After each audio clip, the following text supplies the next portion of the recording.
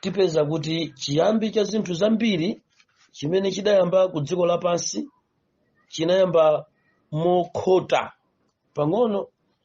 Ndimafuna iwe ndine mama uno pamene tikupitirira kuyankha funso limeneli tiyambe kulowa m'malemba, komano pambuyo pa kulowa m'malemba iwe ukhale ndi chithunzi ichi. Chithunzi choyamba ndi chakuti dzikoli lili ndi tsiku limodzi. Pamene tili ndi tsiku limodzi, tsikuli limakhala ndi zigawo ziwiri. Timakhala ndi mmawa, timakhala ndi madzulo. Now, tikasata ndondomeko za mmawa Mulungu anatiikiranso nyengo ziwirizi. Chiphunzitso chimene Bible likuchitcha kuti njira yanga ndi imeneyi, Yeremiya chapter number 6 verse number 16. Poyamba chimenechi chikuonekera ngati ndi chigawo choyambirira koma chakummawa. Pamene chiphunzitso number 2 cha njira zatsopano chimenechi ndi chigawo cha madzulo.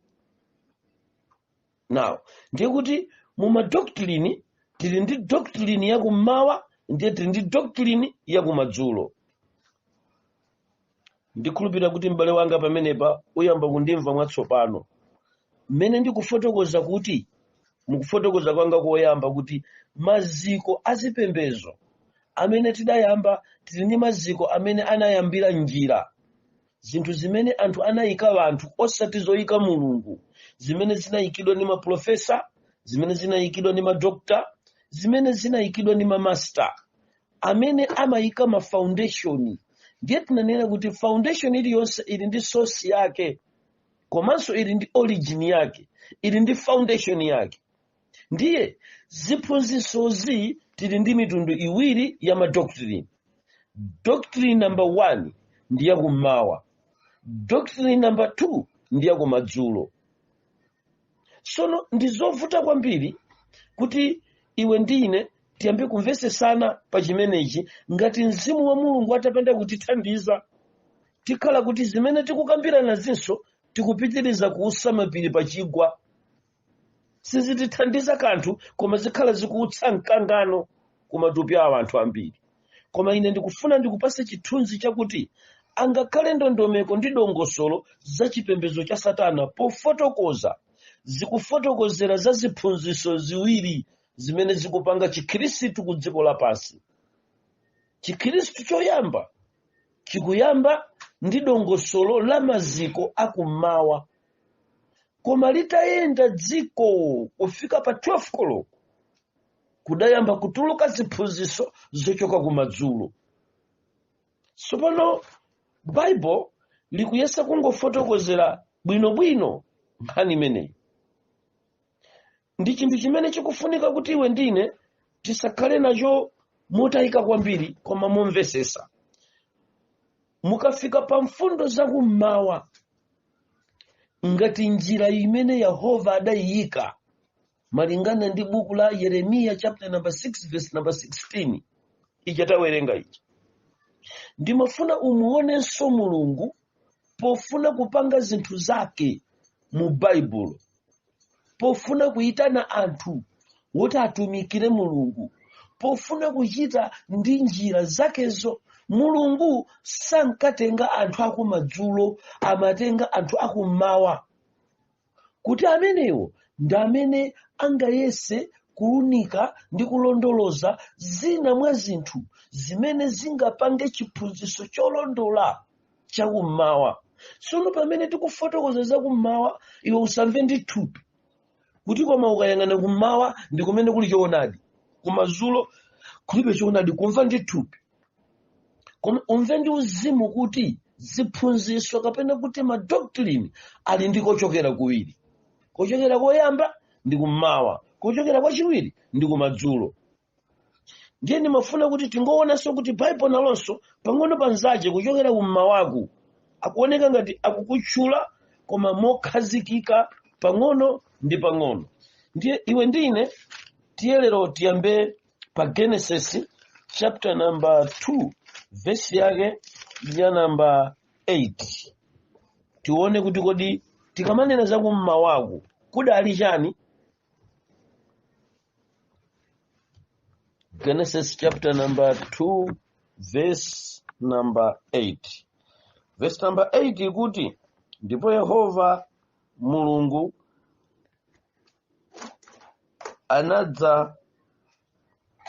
anadzala munda ku Edeni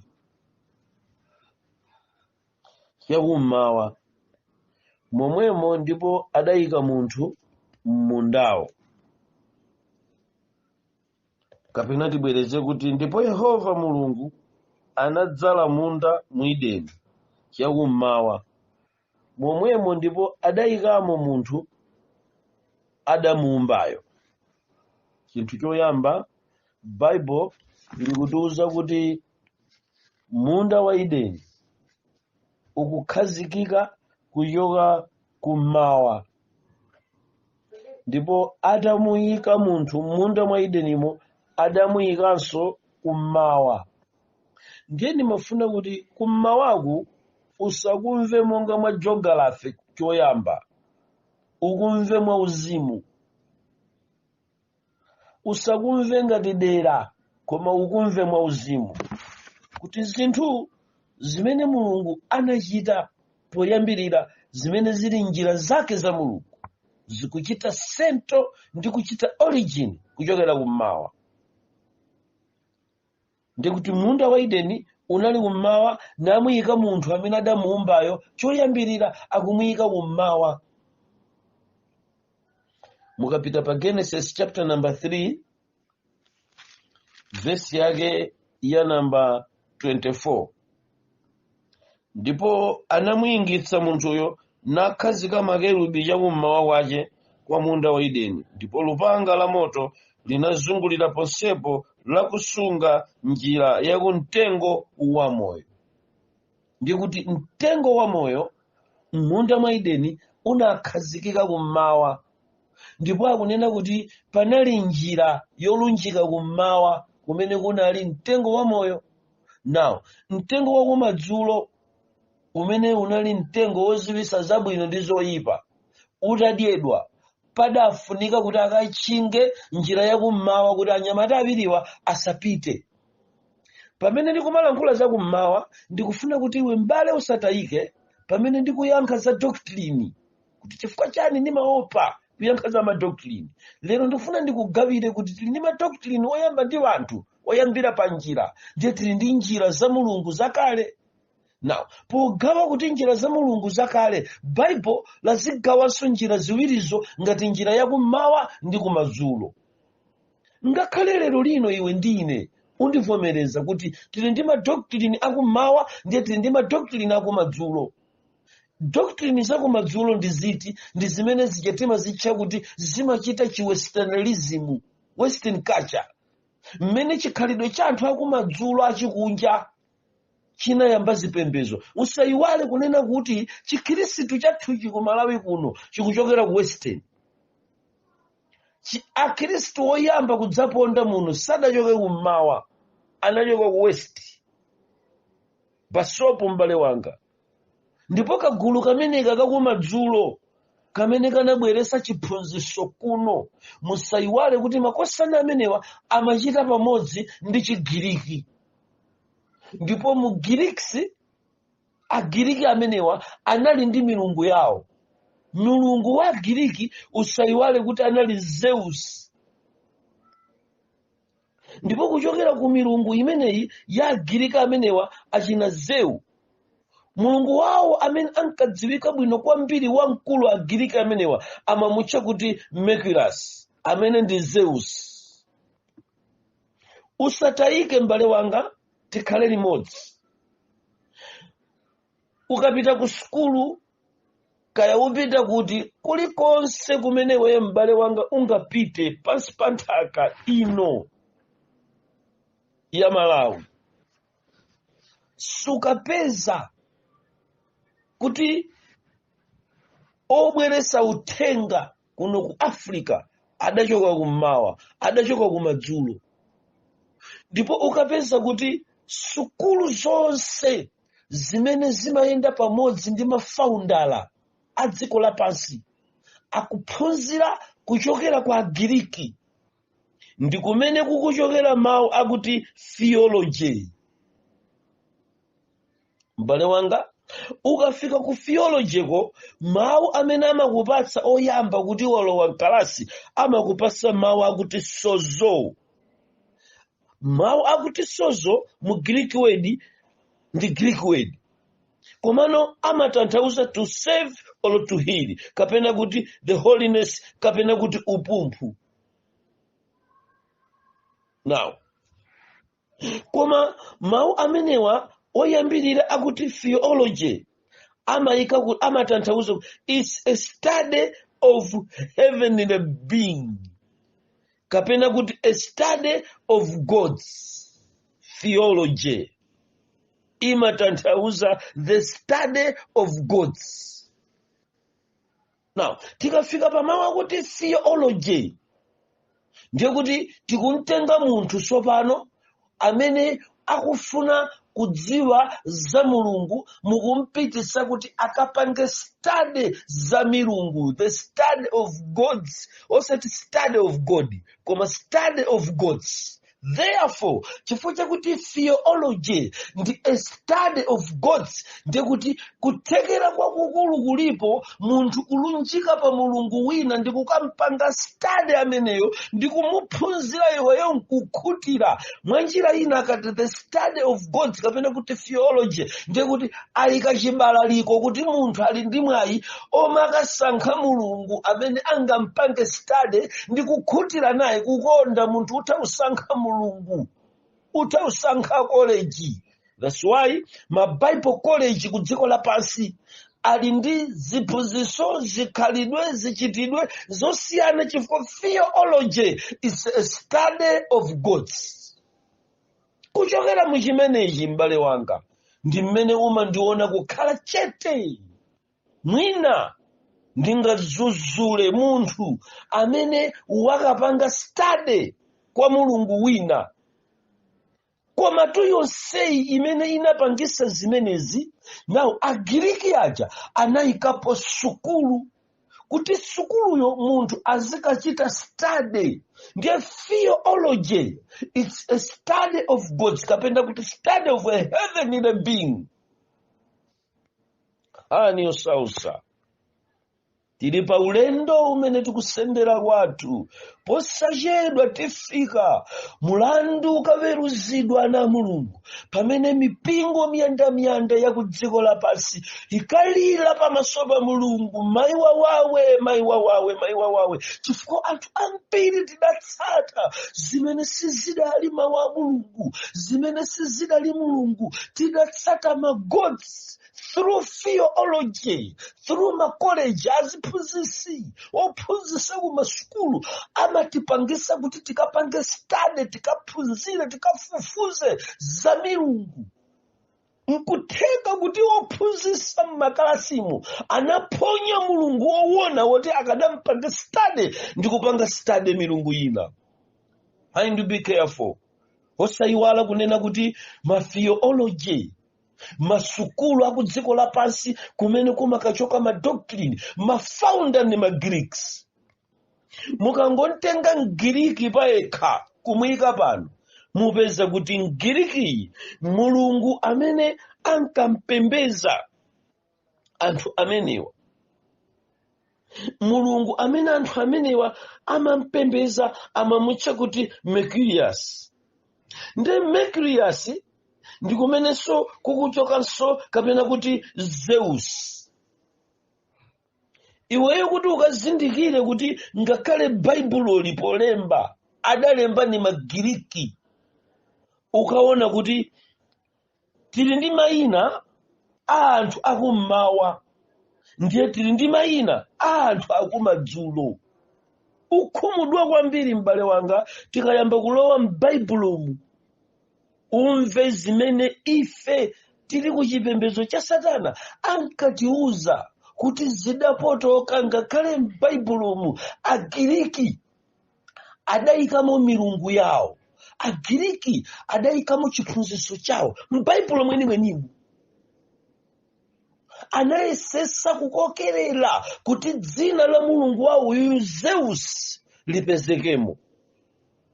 Chifukwa cha ukawerenga mayina akummawa ukapeza kuti muli achina Eliya,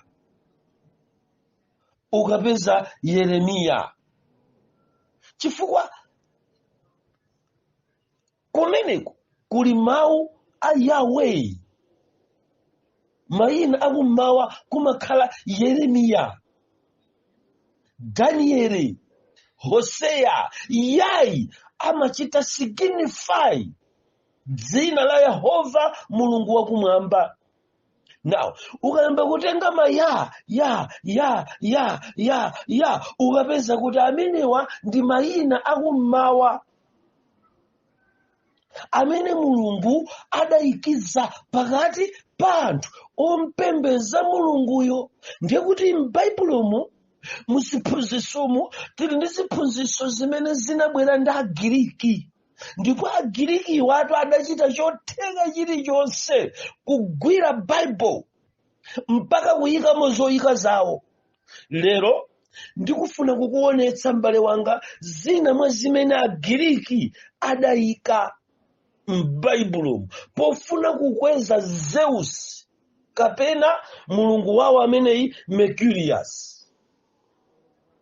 Sungamve chifukwa ukufunika ukhale pa chiphunzitsochi koma ndi mzimu wa Mulungu kuti ukamvese kuti kodi tikamanena za ziphunzitso madoctrine akuchoka kuti. Madoctrine amachoka ku theology. Ndiye theology yo tapeza kuti is a study of gods. Ndiye akati gods ndiye kuti milungu yo ndi yambiri. Ndizotheka iwe osayima pa njira ya Yehova mulungu wakumwamba ndi kugwira mulungu wina, koma iweyo nkomaona kuti ukupita kumwamba. Pamene pambale wanga ndi pamene pamandipasa mawu akuti hambiri tikakhumudwa tikakafika kwathu pakakhala kulira kuziguguda pa chifuwa. Mayi wawawe munthu akalira chifukwa theology, the study of gods, ndizotheka kuti iwe ndine tikuyenda pa milungu ina, pa gods wina, pa milungu iyi ndi yambiri imene timakayipanga study. Chifukwa chake ukapita ku African Bible College ukapeza kuti ndi china achita kunenerati kuti African Bible College. Abusa ako degree, diploma, masters yawo adaitenga ku African Bible College ya wanthu pasoko. Ukachoka pamenepo upita akakuwuza kuti Assemblies Theology. Ndiye kuti imene ukayiyang'ana ukapeza kuti ndi Western culture ikuchokera kuti kumadzulo. The study of gods aliso zimene amakhulupirira. Ukapita ku skulu za Anglikani akakupasanso the study of gods ali ndi milungu. Ndiye kuti tikatenga madoctrine onse kutsogoloko uzipeza kuti kuli milungu imene ikukwawaza chiphunzitso chimene iwe walowacho. So ukandifunsa ine unditenge ngati munthu wobalalika. Isi ndabalalike m'bale wanga. Ndikuyang'ana ndi chidwi pa mtanda wa Calvary. Wandifotokozera momveka bwino Yeremiya chapter number 6:16 akuti ndikayima ndiziyamba ndaona kenako ndifunse njira zakale. Ndipo chisimikizo number 1 chakuti ndatayika ndi njira zatsopano. Chifukwa njira zatsopano zimabwera ndi magods. Kotero kuti munthu lero sanganika kamize kuti tiye ku college ndikachita study of gods ndizikachita study za milungu pamene Bible andika kale pa school. Mulungu andika kale pa school njira zache ndaziona zakale sindikusoweka zina. Ndipo njira yosamapanga munthu amapanga ndi mulungu. Koma mukapita ku school ku Bible college kapena kuti ku theology mumakhala kuti mukukatenga the study of gods, kukachita study za milungu yambirimbiri. So ine sindifuna nkachite study migodzi. Kachite study milungu yambirimbiri. Yacha yoyamba lero. Yacha Ambuye akuthandize m'bale wanga. Tikunena za doctrine. Ndipo tikafika pamene pa m'bale wanga ndimafuna kuti iweyo ukhale pompo osachoka. Sono mmene timawerenga Bible talipeza kuti akunena za kummawa. Ndiye ndimafuna kuti uone choyamba kummawako, ndipo ukafika pa Genesis chapter number 11 verse 2 akuza kuti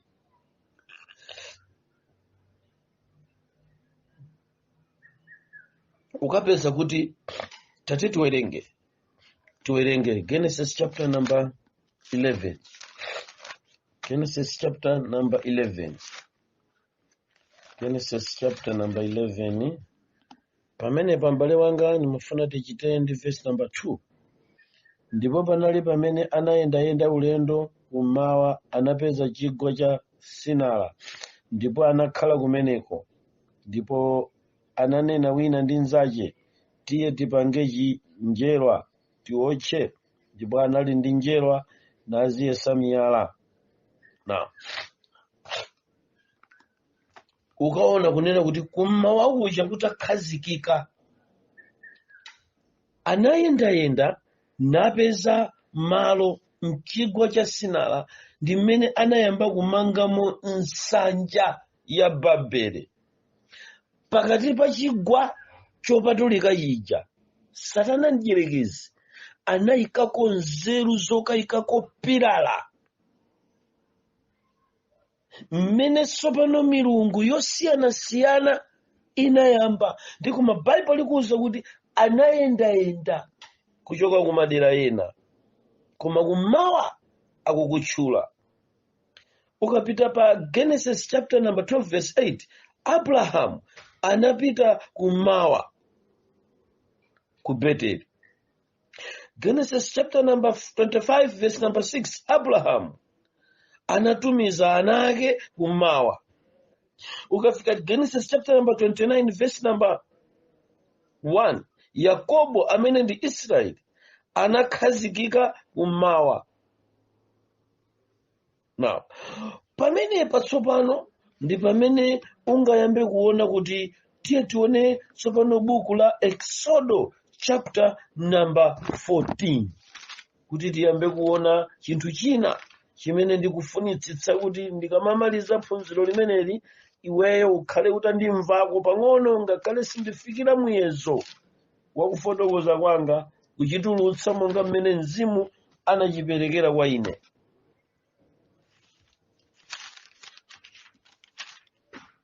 Tikupanga ndi timafuna Exodo chapter number 14. Exodo chapter number 14. Exodo chapter number 14 pamene pa pali mawu. Chapter 14 verse yake number 21. 21 kunena kuti ndipo Mose anatambasula dzanja lake ku nyanja, ndipo Yehova anabweza nyanja ndi mphepo yolimba yakummawa usiku wonse, naumitsa nyanja, ndipo madziwo anagawikana. Tikuona kuti Yehova poyamba sukuchita ndi Mose, akuchita ndi mphepo yakummawa. Koma osayiwala kunena kuti dzina lakuti Exoda sila original ya dzina limeneli ndi Shamoti, kutanthauza kuti mayina.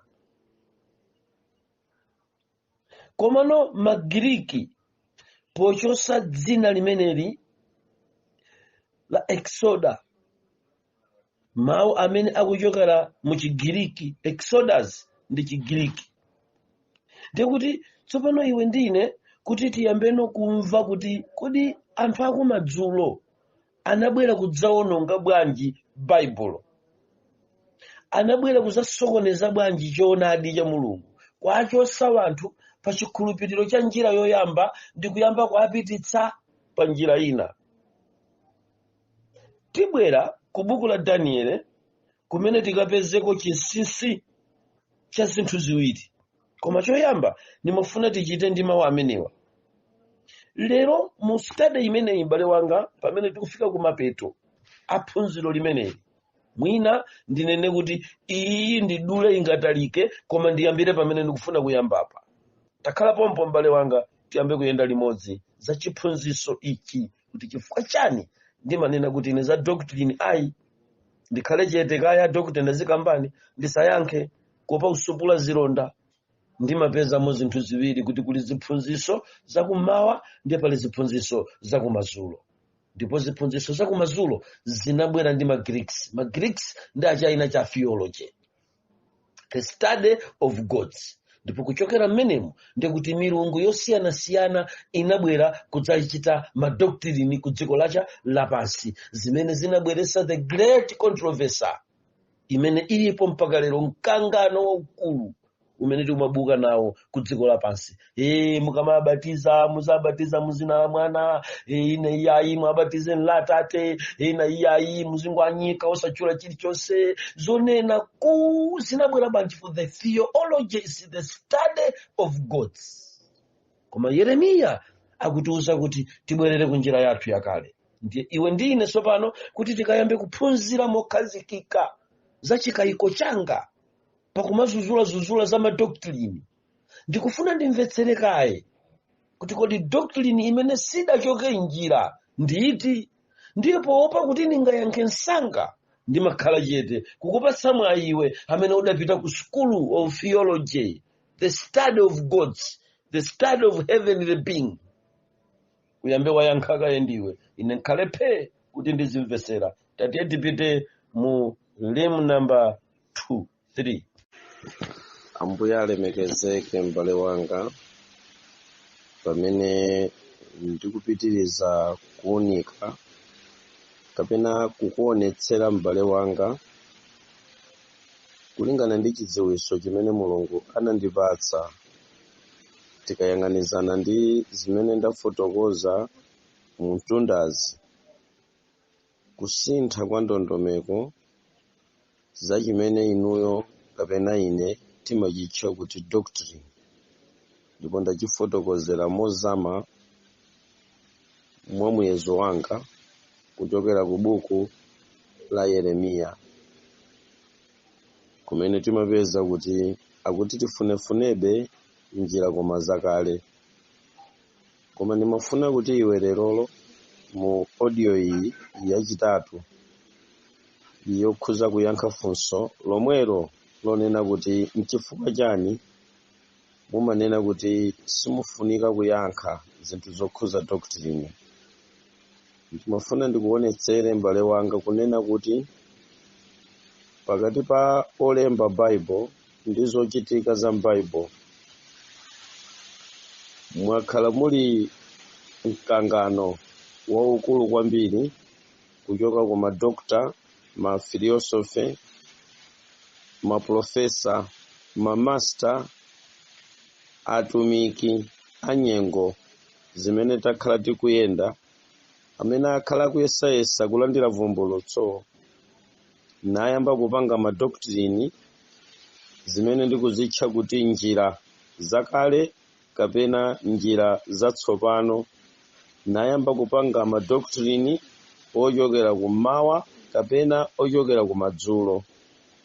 Mkangano waukulu m'bale wakhala ulipo pakati pa zimene inu ndi ine timakhulupirira ndikuzitenga kuti ndiye ndondomeko za matchalichi, nkuyamba kunyozana, kukulirana mitima, nkumanena kuti ayi ife ndi amene tili odziwa kwambiri. Choyamba ndimafuna ndiyambe kukuonetsera chipongwe chachikulu kwambiri chimene chikuchitika ku dziko lapansi kulingana ndi madoctrine anyengo zimene tangofikazi. Nyengo zimene tili zino bale, kwauka madoctrine osiyanasiyana amene sakutitengera kwa Mulungu koma akutitengera kwa milungu ya mafano. Nditakuuza chinthu china ngati chinthu choyamba mu audio imeneyi chimene chikupezeka pa Yesaya chapter 65 verse yake ya namba 11. Koma iweyo ngati uli ndi Bible ya Chingerezi utafunafuna Gideon Bible kapena Good News Bible, ikupatsa mawu amene ndikufuna kufotokozawa ngati chisonyezo chako choyamba kapena ngati umboni wanga woyambirira wa mmene Satana mdierekezi anapotozera zinthu kuchoka kwa anthu akumadzulo ku west amene anachita nkhondo mkalembedwe ka Bible pofuna kukakamizabe kuti aike zinthu zawo zachikunja, ndipo zimenezi ena adazilandira. 65 verse yake ya namba 11 ndiwerenga, koma uyesese iweyo upeze buku la Chingerezi chifukwa mawu ndikuwafunawo pa verse namba 11 mbuku la Chichewa sadaike, koma mu Bible la Gideon wapeza ndipo ndiwoona, komanso mu Good News Bible wapeza ndipo ndiwoona. Verse number 11 usalephere uwerenge, koma ine ndiwerenge mchichewamu ngakhale mawu ndikuwafunawo apa pasada waike. Verse number 11 kunena kuti, koma inu amene mwasiya Yehova, amene mwayiwala phiri langa lopatulika ndi kukonzera mulungu wamwayi gome ndi kudzalira milungu waimfa zikho za vinyo wosanganiza. Mukafika pa verse limeneli m'Bible ndakuwuzaniwa akupasani kuti kwa mulungu Gadi, mumva mawu amenewo olemba kuti Gadi. Ndipo ndimafuna ndiyambe kukufotokozera kuti nchochititsa mantha kwambiri kuti zipembedzo zochuluka ku dziko lapansi zimene ndi zipembedzo koma ndi zipembedzo za sataniki, koma zimatchula mulungu otchedwa Gadiyu, nkumapomboneza abantu kuti akunena kuti godi, nkumayika ngati silangi chiphunzitso chimene chinabwera kapena kuti doctrine zochoka kumadzulo, doctrine zoyambira pa njira zimene ndi zatsopano, si njira zakale. Zakhazikika zimenezi mpaka nakudzafika kwathu ku Malawi kuno. Chipembedzo cha Satana mdierekezi pofuna kumkweza mulungu amene tapeza kuti ndi mulungu wamwayi otchedwa kuti Gadi pa verse number 11 m'Mabaibulo achizungu. Mulungu ameneyi ndi God of Luck, ndi amene anabweretsa doctrine yomauza wanthu kuti mulungu ali ndi kuthekera kodalitsa wanthu, ndipo bwerani kwa ine ndili ndi mulungu wodalitsa. Nazodzedwa azibusa nautsa madoctrine. Iweyo m'bale unaona kuti kuchokera ku mayiko azungu kumene ndi kumadzulo atatenga western culture adamkweza mulungu amene wamwayi amene amatchedwa kuti Gadi, ndi kumabwera kwa ife ndi kumadzapemphera ndi kumatiuza kuti God can do something, God can make chakuti, God kumagwiritsa ntchito mawu akuti God. Inu malinga ndi ubulutu, mabulutu anzanga, nkumaganiza kuti Gadiyu mwina ndi American English, mwina imeneyi ndi American English yozama ija ya Gadi.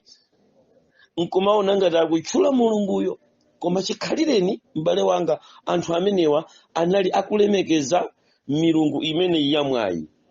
Milungu imeneyi yamwayi kuchokera mu chiphunzitso kapena mu madoctrine a Pentecost amene kudayamba kudzatuluka. Tsopano tizipembedzo timene tidayambanso kugalaukira the origin Pentecost, ndi kuyamba kupanga tima church. Satana mdierekezi anakagulitsa mizimu ya mulungu wamwayi imene ziwanda zimenezi zosogozedwa ndi mulungu otchedwa gadi, amene mu pronunciation yake pakumutchula amamveka ngati akutchula mulungu kwa inu akayimirira. Anabwera kuti filosofi yoyambirira kapena ukaswiri woyamba umene anthu olemekeza mulungu amene yadachita kuma doctrine awo, adanena kuti tikuyenera kulalikira international mulungu ameneyi. Kotero tipite tikasinthe malalikidwe ndi zinenero za m'mayiko kuti onse okhala muzipembezo ayambe kumalemekeza mulungu ameneyi m'dzina la Chingerezi, chifukwa English ndi imene ikumbisa bwino mulungu ameneyi wamwayi otchedwa gadi.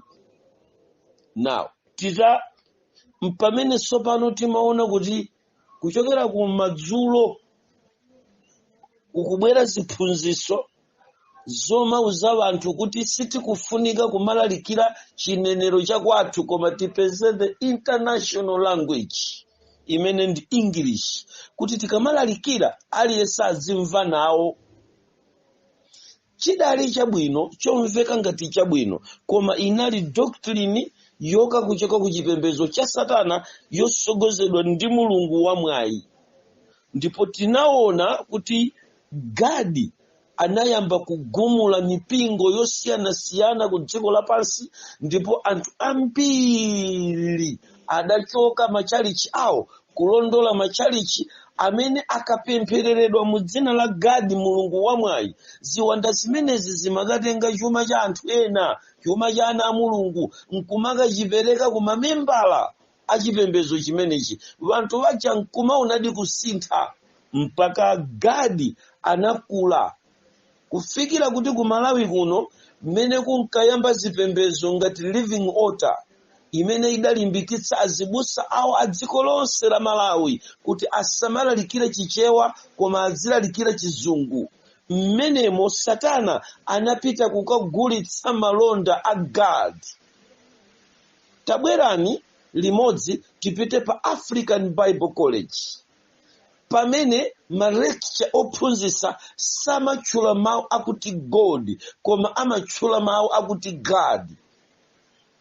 Ndipo mukaona kuti gadi ameneyi akukula mphamvu mdziko, ndi amene anakabereka maprofeti ngati mzukulu wa gadi ndi kuyamba kupanga prophecy, false prophecy ku dziko lapansi, mpaka kuti chinthu chimenechi chinayamba kukula ana mulungu.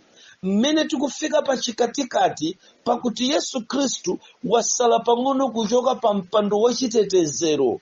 Tisamalire kwambiri ndi madoctrine aku dziko lapansi amene Satana adalimbikisa nzika zosogolera mipingo ndi kuzipasa njira yoyambitsira mipingoyo koma atazikira mulungu. Osayiwala tinachulako mawu akuti theology, a study of God, mpingo wa mulungu. Pomapanga study ya milungu kuchokera ma theological schools, Satana ndiyerekezi anakagulitsa mulungu otchedwa gadi amene mukampeze pa verse number 11 ya Yesaya chapter number 65. Mpingo wa mulungu mmenemu zipembezo, ngakhale chipembezo chomwe chokha cha Pentecost chinagumuka kuchoka mu Assemblies of God, kuchoka mu mpingo uja oyambirira wa Pentecost. Ndikakumbuka ndikutchulirani mpingo wa mulungu okondedwa, anthu anayamba kuchoka mu zinthu zimene zinkaoneka ngati ndi zabwino.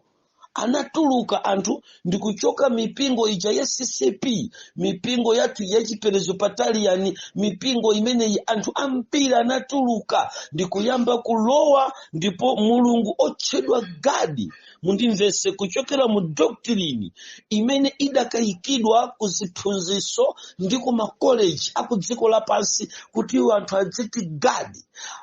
okondedwa, pogulitsa mulungu ameneyi, inu ndi mboni kuti matchalichi ambiri adayamba amene azibusa wake amalimbikitsidwa kulalikira Chingerezi ndi kumati pasapa gome tikumva kuti God. Inu ndine mabulutu wochoka mungwenya, mabulutu wochoka muzigwagwa, mabulutu opanda nzeru iliyonse wochoka kusigerege. Atatipeza nyengo imeneyo musaiwale uko kuyatonda, atatipeza anyamata amenewa ankatiuza kuti God can do something. God ali pano. Mulungu osazindikira ife tokha kuti anyamatawa akugulitsa mulungu wamwayi ndi feti, kapena kuti mulungu wamwayi ndi wobereketsa. Ana mulungu, pamene tikuyandikira kufika kwathu, ngalawa ikukocheza kudoko, pakufunika mpingo wa mulungu ulimvesese Bible latifotokozera ku buku la Yeremiya chapter number 6, kumene atiuza kuti mukayambe kufunafuna njira zakale, ndiye kuti muyime mmenemo ndiye muyambe kuona nchani chikuchitika.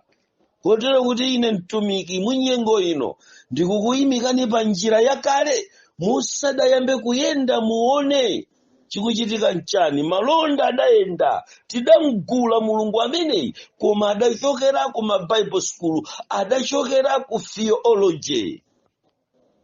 Ana mulungu, kufikira zipembezo zikulu zodziwika zidachita nawo tap that system ya Chingerezi, nkumalalikira zizungu pakati pa anthu osauka, nkumalalikira zizungu pakati pa anthu opanda kanthu.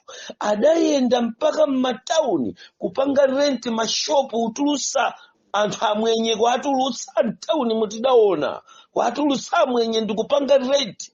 Atakwera ngalawa zochokera pa Nigeria zimene zidayenda mphepete mu Afrika kutulukira chakummawa. Okondedwa, zidayenda ndi kugulitsa malonda a mulungu otchedwa God, amene amamutcha kuti God of Luck.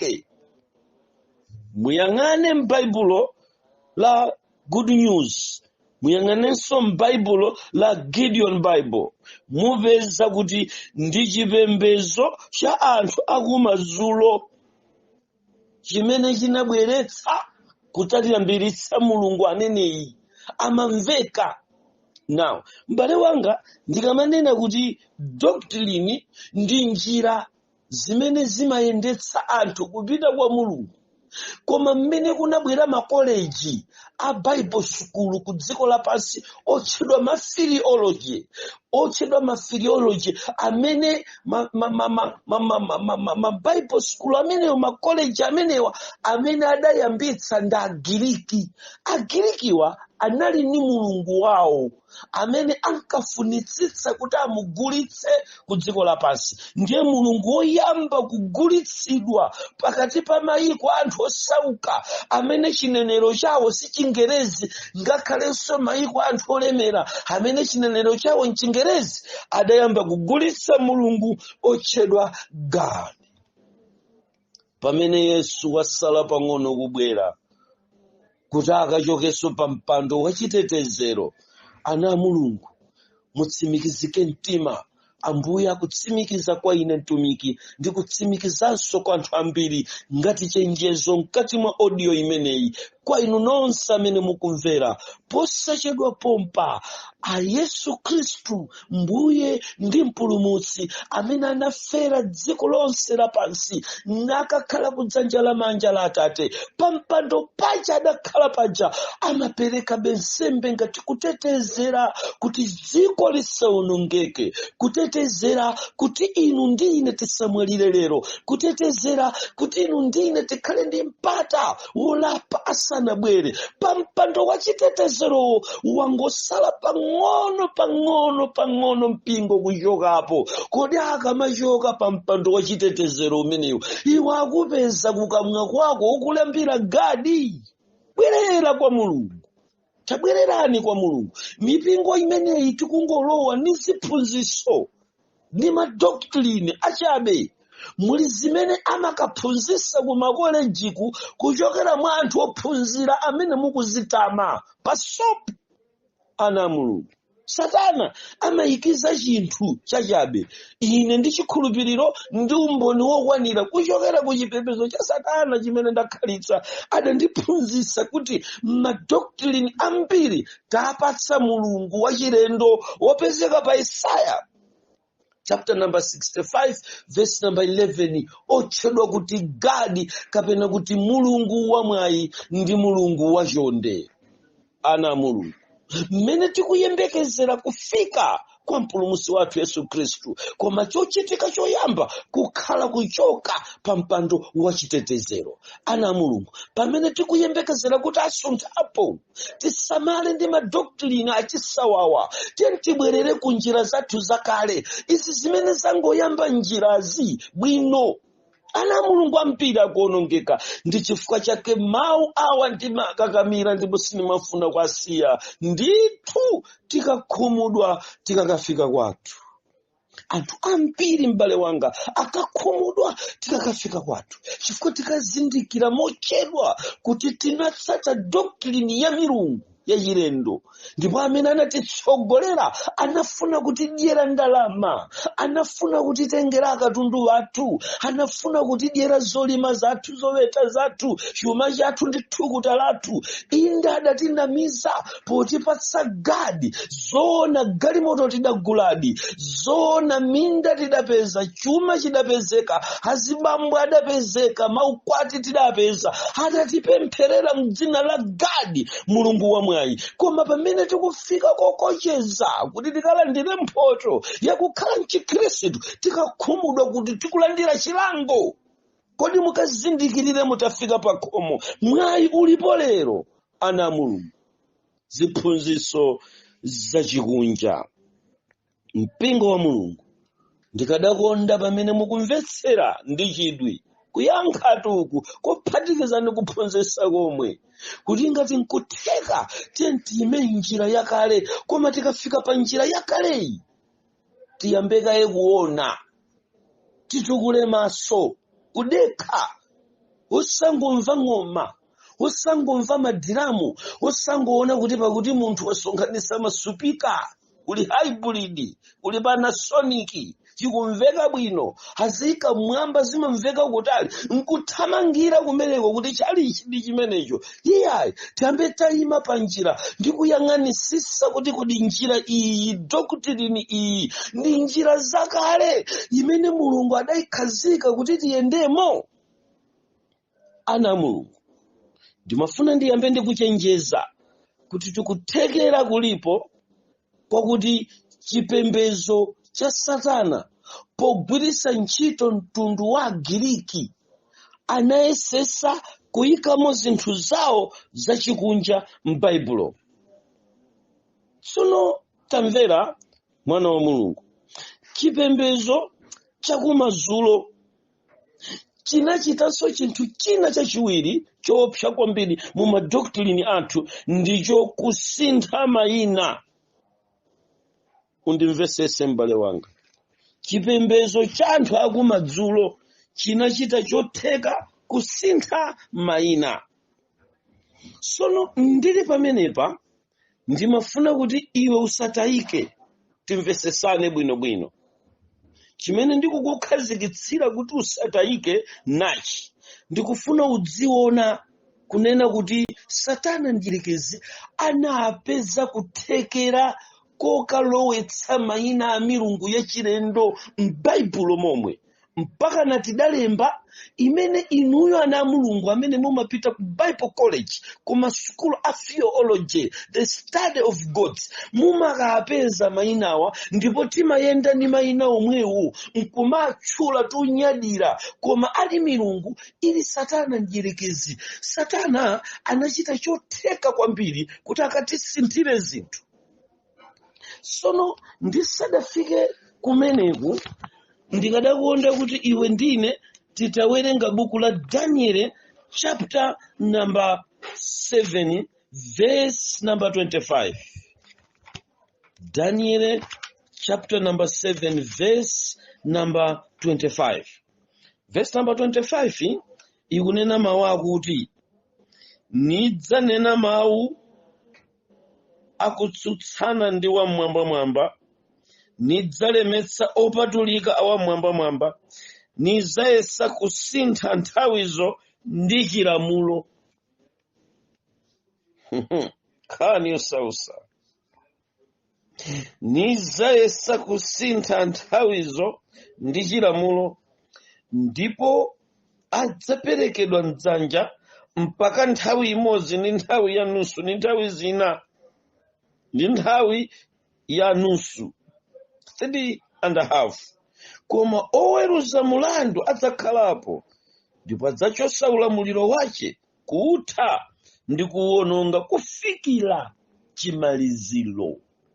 Now, pamene tikuyandikira chimaliziro, Satana mdierekezi akuziwiratu kuti ulamuliro wace ukupita kokatha, ndiye wachita changu chachikulu kwambiri kugwira ntchito. Olemba buku la Danieli choyamba pa vesi limeneli akutipasa mawu akuti chirombocho chikadzafika, ulamuliro wakumapeto ukadzafika, udzayenera kusintha nthawi ndi nyengo, komanso udzasintha chilamulo. Pamveke pamenepo.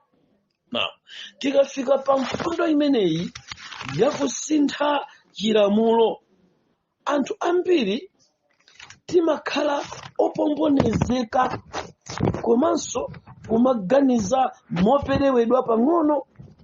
Ndimafuna ndikutsimikizire m'bale wanga kunena kuti mawu akuti adzasintha nyengo ndi chilamulo, ndamene nthawi zina iwe mzanga wa chipembedzo changa Seventh Day umayang'ana mbali imodzi, umangoyang'ana kusintha nthawi kumene kukukhuza kusinthika kwa Sabata, ndiye unangoyima ku Sabata kokhako chibi chako, umawerenga masiku amene adzasinthire Sabata, mmene ufumu wa chirombo, ufumu wa chipapa uti udzasinthire Sabata. Ndiye kuti Satana mdierekezi analowerera kukhuza ngakhale chilamulo. Sumamvesa bwino. Tikanena kuti chilamulo, ndiye kuti timanena origin amayitcha kuti Tola. Tsopano mawu akuti Tola ndi Chiheberi. Ndiye mawu amenewa amayimira kuti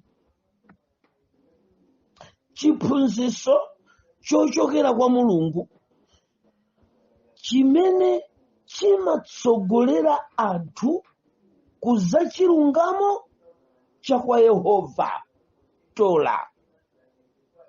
Musangontenga Tolayi as a law kuti zathera pa law. Ayi, Tola ndi Hebrew word, amayimira chiphunzitso chochokera kwa Mulungu. The doctrine come from God. Kana konza chizungucho. Zibolobosha momwemo. Tola.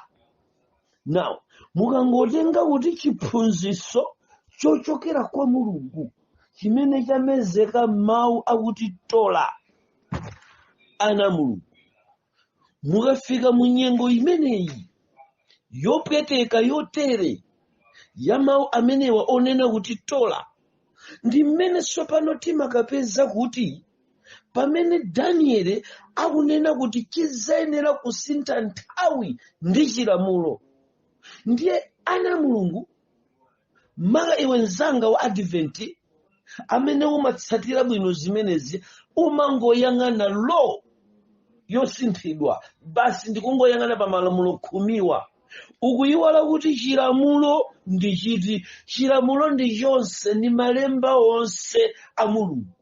Kodi zimene chirombo chapanga changosintha Sabata lokha kuti ukangokhala strict ku Sabata kokha? Satana wayika doctrine mkatikati mwa dziko, mwa ziphunzitso zathu, ndiye akusintha. Satana sanangosintha Sabata yokha. Chifukwa chani? Tikanena kuti lamulo kapena kuti Tola, kumene kukuchokera mawu a chilamulo, timakapeza kuti chilamulocho ndi chonse. The whole Bible ndi chilamulo cha Yehova. Kazumveka zimenezi. Ndiye chifukwa cha chimenechi timapeza kuti Satana mdierekezi pofuna kusintha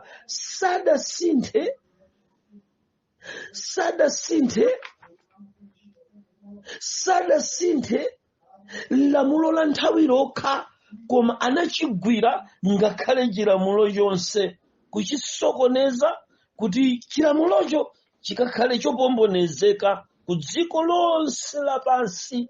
Ndiye tsopano iwe ndine kuti tikayambe kumvesesa zimenezi, mchimene mu audio yachiwiri ija ndinayamba kukuonesera za mawu akuti Exodus,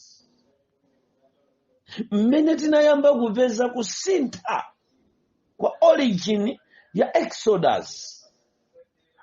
Ana Mulungu, ngati inu ndine tingakwanitse lero kuyendera limodzi, ngati iwe ndine lero tingakwanitse kuchita limodzi, tipeza chinthu chimene chingatithandize pakumvetsetsa kuti madoctrine akuchoka ku wanthu, koma osayiwala kuti mmene tikuphunzira zimenezi chidwi chako chikhale pakubwerera kwa Mulungu ndi kuyima njira zakale, kuchoka mu ziphunzitso za shosholo za gadi, ziphunzitso za social za in the name of Jesus,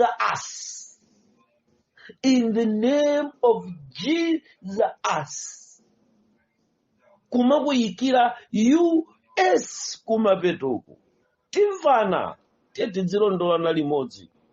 Na ndi ganizo lakuti chidasintha nyengo ndi nthawi chilombochi ndi kusinthanso chilamulo, ndimafuna kuti iweyo usayambe mkutayika, udziwe kuti ndi cholinga cha Satana kusintha cha chilamulocho.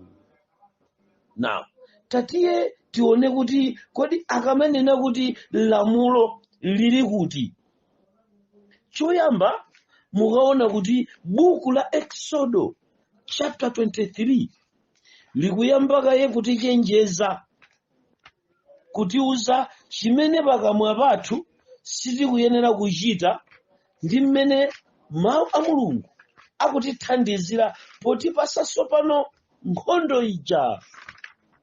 Tatentioneni chapter number 23 cha Exodo, ndipo ukaona chapter number 23 cha Exodo, mwana wa Mulungu, masomo ako muyambe kuona kuti pamene tikunena kuti chilombocho chidasintha nthawi komanso chidasintha chilamulo, inu anzanga achilamulo mbali yayikulu mumangoyang'ana kusinthidwa kwa Sabata mwathera pompo, ndipo kwambiri anthu tikuyima paganizo lakuti chizunzo chiyamba chifukwa cha Sabata. Mpingo wa Mulungu tikazapita mozama tikapeza kuti chizunzo chiberekeka mkati mwa dzina la Yesu, chimene Satana anayamba kale kuletsa ndi chimene akuletsa lero. Mukapeza kuti sakuletsa Sabatayi ngati first priority, koma akuletsa kutchula dzina la Yesu. Mukawerenga zimene zidazunza anthu a Mulungu amene adapita kale mpingo woyamba, sudaphedwe chifukwa cha Sabata, unaphedwa chifukwa cha dzina la Yesu. Changobwera mkatikatimu kuti tsopano popeza tafika kumapeto, ndiye kuti zinthu ziwiri zikuyenera kusinthidwadi: nthawi komanso chilamulo. Now, kusintha nthawiku ndi kumene kukutibweresera Sabata, koma musayiwale kunena kuti pamene tikuyembekezera kusinthidwa kwa Sabata zija tikuzitcha kuti National Sunday Law, mkatikati mu mawu apa Daniel chapter number 7 verse number 25, musayiwale kuti kumeneko akutipasa kusintha kwa zinthu ziwiri. Now, 7th day ndanzanga wonse tangoyang'ana ku nthawi kokha, ndikunena kuti iyayi abwera kuzasintha chilamulo, abwera kuzasintha nthawi. zoona isinthidwa nthawi, komatu tisayiwale kuti kuli gawo lina limene Satana anayamba kale kulisintha, ndiye chilamulo. Ndiye chilamulochi ndi chiti? Ndi mawu onse a Mulungu opezeka m'Baibulo. Ndiye chilamulo cha Yehova chimene Satana amayesesa kuchisintha. Ndiye lero mu audio imeneyi, mu uthenga uwu, mukuyankha uku kophatikiza ndi kuphunzitsa, ndikutengerani gawo loyamba limene linabisala ku madokitrini osiyanasiyana limene Satana analibisa m'Baibulo kuti nyenga ana a Mulungu chifukwa cha Magiriki. Agiriki anatipotozera izi mwadala chifukwa chofuna kuchosa dzina la Mulungu, kuyika mayina a milungu yawo. Ndiye target yawo yofuna kukweza mayina a milungu yawo. Ndi amene sopano anayamba kusintha mayina a anthu ochokera kummawa amene Yehova adapereka mayinawo kwa ana a Mulungu, kumene dzina la Yehova limamveka, dzina la Mulungu wathu limamveka kuchokera kumapeto a mayina ana a Mulungu. Pamenepa tiona kuti chilamulo chikusinthidwa koma pang'ono-pang'ono. Ndichonso chimene chikutenga ngakhale maganizo akulu kwambiri, maganizo a madokitrini ndi otsogolera kukapanga kuti chilamulo chija sopano chikaoneke kuti chikusintha mtundu wina, koma mkungoti bisira uku nkutitukulira maso ku National Sunday Law yokha, kuchilamulo kapena kukusintha nyengo ndi nthawi. Koma tikuyiwala kuti kusintha nyengo ndi nthawi sikukubwera kokha, kukubweranso ndi kusintha kwa chilamulo. Ndiye part 1 ya phunziro limeneli tipasane mmene mayina, mmene Satana mdierekezi anachitira posintha mayina a anthu aja ochokera kummawa amene Mulungu adayamba kuchita nawo osati ku West. Ana Mulungu, Satana mdierekezi anayesesa kutisinthira chilamulochi, koma gawo loyamba la chiphunzitso cha mmene chilamulo chidayamba kusinthidwira kudzafika lero tiyambira kumene Satana adachitira posinthanitsa mayina, kuti mayina a Mulungu asamamveke, muzimveka mayina a milungu yakumadzulo. Takhalani pomwepo mpingo wa Mulungu pamene tikulowa mchigawo chimenechi mozama.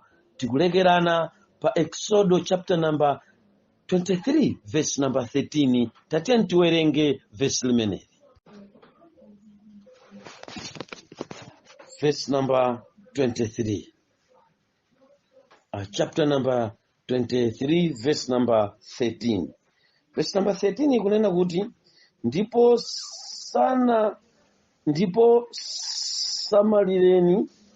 samalirani zonse ndanena ndi inu, nimusatchule dzina la milungu ina lisamveke pakamwa panu. Limeneli ndi lamulo kapena kuti amenewa ndi mawu opezeka mchilamulo cha Yehova chonse. Tanena kuti chipangano chakale chimatchedwa kuti Tola. Tola nchani? Tapeza kuti ndi chiphunzitso chochoka kwa Mulungu cholondolera wanthu mu njira za chilungamo za Mulungu wakumwamba. Ngati Tola zili njira za kwa Mulungu, ndiye tikupeza kuti ichi chinchilamulo chonse chimene chikupanga Tola, chimene Danieli akunena kuti azayesa kusintha nthawi ndi chilamulo. Choyamba akunena kuti musamatchule dzina la milungu ina. Ndiye nimafuna muone chimene Satana mdierekezi anayika m'Baibulo pofuna kutchulitsa mayina ena m'Baibulo muzimenezi adapanga nda Agiriki. Nyamata udalira dokitrini ubwere pa ine udzamve dokitrini matichani dokitrini chakuti fundamental pasopo ana Mulungu. tatiwonani chimene Satana adatinyenga nacho. Koma musaiwale kunena kuti verse number 25 ikutiuza kuti chirombocho Satanayo akadzafika azayesera kusintha nthawi ndi chilamulo. Ndiye pepani kuti tangopita kumbali ya chilamulo chokha ndikumaganiza kuti chizunzo chibwera chifukwa cha kusintha kwa Sabata. Ayi, Sabata tidayamba liti? Kale alipo akuzunzidwa chifukwa cha Sabata. Koma anthu anayamba kuphedwa chifukwa cha dzina la Yesu. Akunena kuti potipha ndipo chizunzo chikabwera. Chimene chititsogolere ndi dzina la Yesu, amene ati atchule dzina ili. Mumva kuti pasapezekenso otchula dzina ili timpweteka. Ku buku la Machitidwe anakwapula ndawawuza kuti asatchulenso dzina la Yesu. Kotero kuti amene tikutchula dzina la Yesu mu mzimu ndi m'choonadi tipezeka kuti tikusunganso Sabatalo, kusunga dzina la Yesu Khristu pamodzi ndi Sabata. Dzina la Yesulo likamamveka kukamwa ndi limene lichite provoke chisauso. Sabatayo kumbuyo kwake ana Mulungu pasopo osakakamira kufuna kungotchukisa chipembedzo chanu, kufuna kutchukisa zinthu zanu titataya mbali ina ya mawu a Mulungu. Ndizoona National Sunday Law ibweresadi mavuto, koma tisayike National Sunday Law patsogolo kuyipanga ngati ndi imene ichita provoke chisauso. Ayi, chimene chiyambise chisauso ndi kutchula dzina la Yesu liletsedwa. Ndiye dzina la Yesu chimene apanga masatanisti kuliletsa kwake ndi kupereka kuzizirisa kosintha kutsata malamulo ndi kutiyika ku chipembedzo cha Satana. Pang'ono ndi pang'ono nkumatibweresa ku chikatholicisim. Kusintha dzina la Yesu kuti kuyambe kukhala mayina ena kwayambika mchikhulupiriro kuti joinitsa kuzipembedzo zina. Bible likuti chizasintha nthawi ndi chilamulo. Mukaona kuti chilamulo ndi mawu onse a Mulungu, tanena kuti chilamulo chikuchoka kutola. Kotero kuti kutsata ndondomeko za Mulungu koyenera ndiye kumeneko kusamalira malamulo. Pamene Satana akupanga target kuti mawu a Mulungu oyikidwa amene adauka pamene chipembedzo chanu chimayamba ngati vumbulutso potika njira yoyamba malingana ndi kuwerenga kwa buku la Yeremiya. Tamverani ana Mulungu, Satana yakuyesesa kuti chosapa njira imeneyi ndi kutiyika mu chipembedzo cha modern day. Chipembedzo cha Satana cha nyengo ino, ziphunzitso za nyengo ino, kuchipanga kuti chipembedzo chija chizisintha ku njira zakale ndi kumabwera mmene dziko likuyendera. Ngati dziko lili ku digital money, chipembedzo chipite ku digital money. Ngati dziko lili ku Instagram, dziko lonse lipite ku Instagram. Kuti sinthisa ngati dziko lafika poti anthu akukwatirana okhaokha, chipembedzonso chivomere kukwatirana okhaokha. Kuyenda mu njira za supano, kusinthatu chilamulo chija chidayamba kale kusinthidwa chifukwa mipingo imene inkadzidalira kuti imasunga malamulo idasiya sopano ndi kuyamba kusunga chikhalidwe ndi kacha ya ku West. Anyamata kumadzulo, Western culture sindiye yaononga mpingo wanga kodi zachoka kuti nimesa ndi ku America. Ku Western culture anthu amene saopa Mulungu ali ndi milungu yawo, samene atisinthisa kusunga malamulo. Inu amene munkasunga Sabata, kodi anyamata ku West amasunga Sabata? Sikumene chipembedzo chako chayika likulu kumadzulo ku America. Kodi simunaone malamulo akusinthidwa ndi kuyenda ndi uthenga kuti kuphika siku lomwelo sivuto, mungatenge matenda, mungafe, mungakhale ndi njala, kwa masula wanthu. Kuchilamulo chija kuyika china chizayesa kusintha nthawi ndi chilamulo. Ndiye inu mangoyang'ana ku National Sunday Law yokha mukuyiwala kuti chikusintha malamulo a Mulungu. Kasinthidwe kake nkota kowachosa wanthu pakusunga Sabata kwayika pa nyutulo. Muntu akoza kuphika kapena kusaphika pa siku la Sabata. Ndinena inu anzanga Sabata, kodi simukuona mmene malamulo akusinthira pa chipembedzo cha Mulungu woona?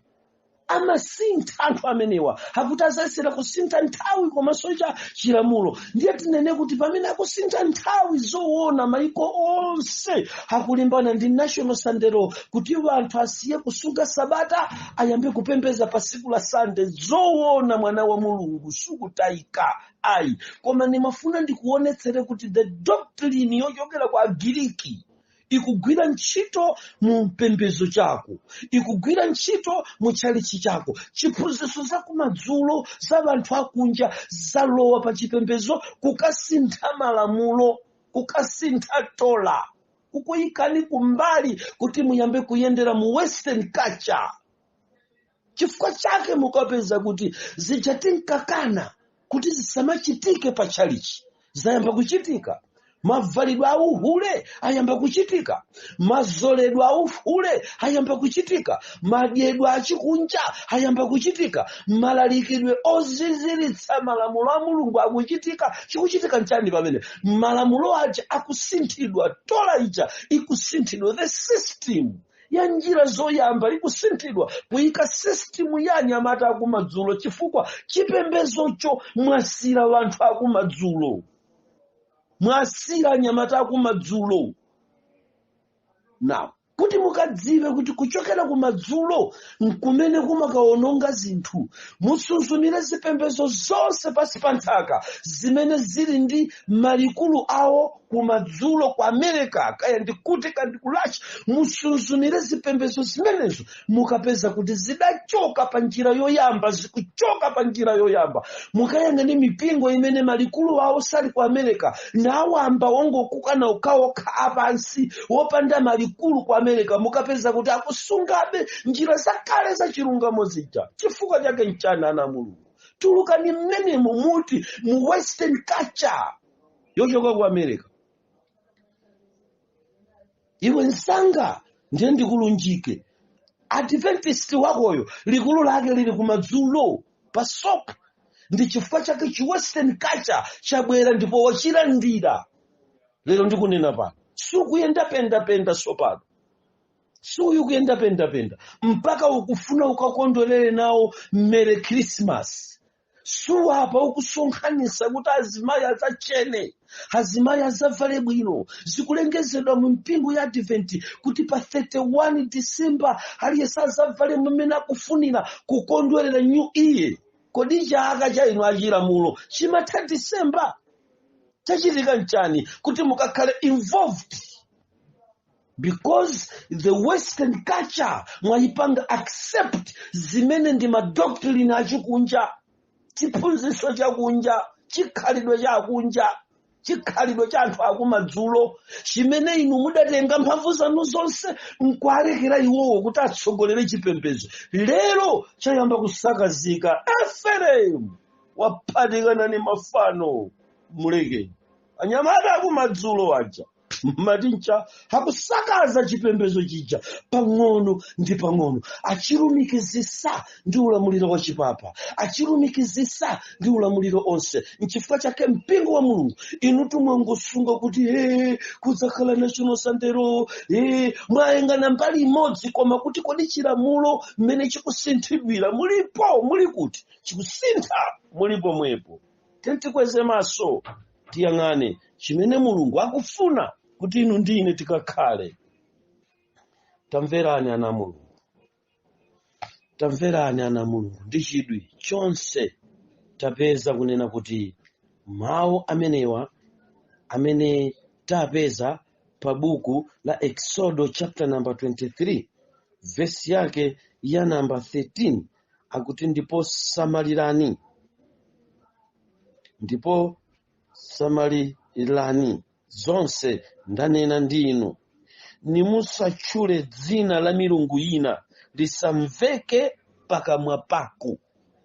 Chikhalidwe cha milungu ina chisamveke pakamwa pako. Chimenechi ndi chilamulo chimene anthu aku West anasintha kuti milungu ya chilendo iyambe kusangalalidwa pakati pa mpingo. Ngati achina creation Sabbath aja ayambe kupezeka, achina AY ayambe kupezeka, achina women's ministry ayambe kupezeka. Zikhalidwe za ku west, maukwati akazokhawokha ayambe kupezeka. Ndiye buku la chilamulo ili la Tola likuletsa chifukwa ndi lonseli. Tola si malamulo 10 okhaja, ayi 10 sikusintha kwa sabata kokha, ayi chilamulo sikusintha kwa sabata kokha. Tamvani kuti it's the entire Bible, the entire word of God. Chimenecho ndiye chilamulo cha Mulungu chimene chikusinthidwa. Ndipo musayiwale kunena kuti amene adazunzika ndi kuphedwa sadaphedwa chifukwa cha sabata, adaphedwa chifukwa cha umboni wa Yesu. Tisayiwale. Ndiye kuti kuli zinthu ziwiri kutsogolo kwathu. Number 1, sabatalo. 2, umboni wa Yesu. Tiphedwa chifukwa cha ziwirizi. Ndiye Satana akufuna akukwiririseni umboni wa Yesu ndi kukusirani kuti mudziyang'ana ku sabata ndi azingozengereza ngati ibwera mawa National Sandero. Akukudikirirani kaye kuti muchisiye kutchula dzina la Yesu nchoonadi, musiye kukhala ana a Yesu Khristu, ana otsatira mpingo woona wa Yesu, kupyolera mukasinthidwe ka zinthu zimene akuwesti akukupatsani. Mipingo yakumadzulo yokhala ndi malikulu ku America ikukupatsani, yosogozedwa ndi mayina achi America, yosogozedwa ndi maganizo achi America, izi kusinthisani ndi kumakuwuzani kuti kusakhala National Sandero asinthira chaka chamawa. Uku kwakuononga mbali inayi. Inu nkumanena kuti oye tamva climate change, chakuti basa na Mulungu change, akuti kuli climate change, akuti kuli sakuti. Basi nkumayang'ana chiyang'aniro chanu kumeneko pamene ukuku chilamulochi chikudiyeka akuchosa zoyikika za Ambuye kukupasani nthawi zina zosakhala nthawi za Mulungu, kukupasani maholiday osakhala Mulungu, kusintha chilamulo chicha. Musayiwale akukupasani mayina oyipa, inu muli phe nkuma basi kukhala climate change ndiyamba national siku lopembeza likhala limodzi, basi ma advent mwangoyang'ana mbaliyo koma chikudiyeka ukukuji mukuchiona. Ani osausa zakhumudwa tilangafika kwathu, akhumudwa. Wolemba buku musimu Daniel chapter number 7 25-26 akuti woweruza mulandu adzakhalapo amene adzaweruza milandu yonse yachisogozo cha inu atsogoleri, yomalolera kuti chilamulo chidzidyeka ndi kungogwira mbali imodzi nkumasintha zinthu. Mpaka lero tayamba kuphatikana ni Efereimu, tikumana posachedwa pamene lipenga likulira. Koma ndikukumbutse sazakhalabe pa mpando wa chitetezero, sazakhalabe pa mpando wa chitetezero. Adzayenera kuchokapo. Nthawi sidzakhalaponso, nthawi sidzakhalaponso. Posachedwa akuchoka pa mpando wa chitetezero. Zomachimwa nkumabwerera kwa Mulungu, zomakaba nkubwerera kwa Mulungu nkutilandira. Zitha posachedwa. Vanthu tilalikira mu nyengo ya oyipa kale oyipabe. Isadafike nthawi imeneyo ndikuyitanire kwa Yesu. Satayike ndili pa kusintha kwa dziko, kusintha kwa Satana ndiyerekezi mmene adasinthira zinthu. Ana Mulungu choyamba sopano tione malemba tinapeza kunena kuti mwapaderadera anayamba kutisinthira dzina la Exodo kutiyikira Exodus. Ndiye timafuna kuyamba kuchita ndi US. Sono pamene ndikufuna kuyamba kuchita ndi US pa ndimafuna kuti kumeneku muone mmene chilamulo anayamba kuchisinthira Magiriki, potenga Chingerezi, potenga Chigiriki, kuchipitisa ku Chingerezi kuti tikakhale ni mabaibulo athuwa. Pamenepa padali angle of error yokasintha mayina a Mulungu kuyika mayina achikunja. Ndiye ndayambira kumeneku Exodus. Tsono pamenepa tipiteni tiyambe tione mmene ankalimbanirana ni mayina a anthu akummawa. Pamene tapeza pa verse number 13 kuti pakamwa pathu pasatchule dzina la milungu ina. ankafuna kupanga counterfeit chilamulochi mu Exodus chapter 23:13 pakamwa pasachule dzina la milungu wina. Ndiye Agiriki zipembedzo za kumadzulo zinayesesa, Western culture inayesesa kusintha mayina a Mulungu kuyika mayina achikunja. Tiyambire pa Daniel chapter number 4. Daniel chapter number 4.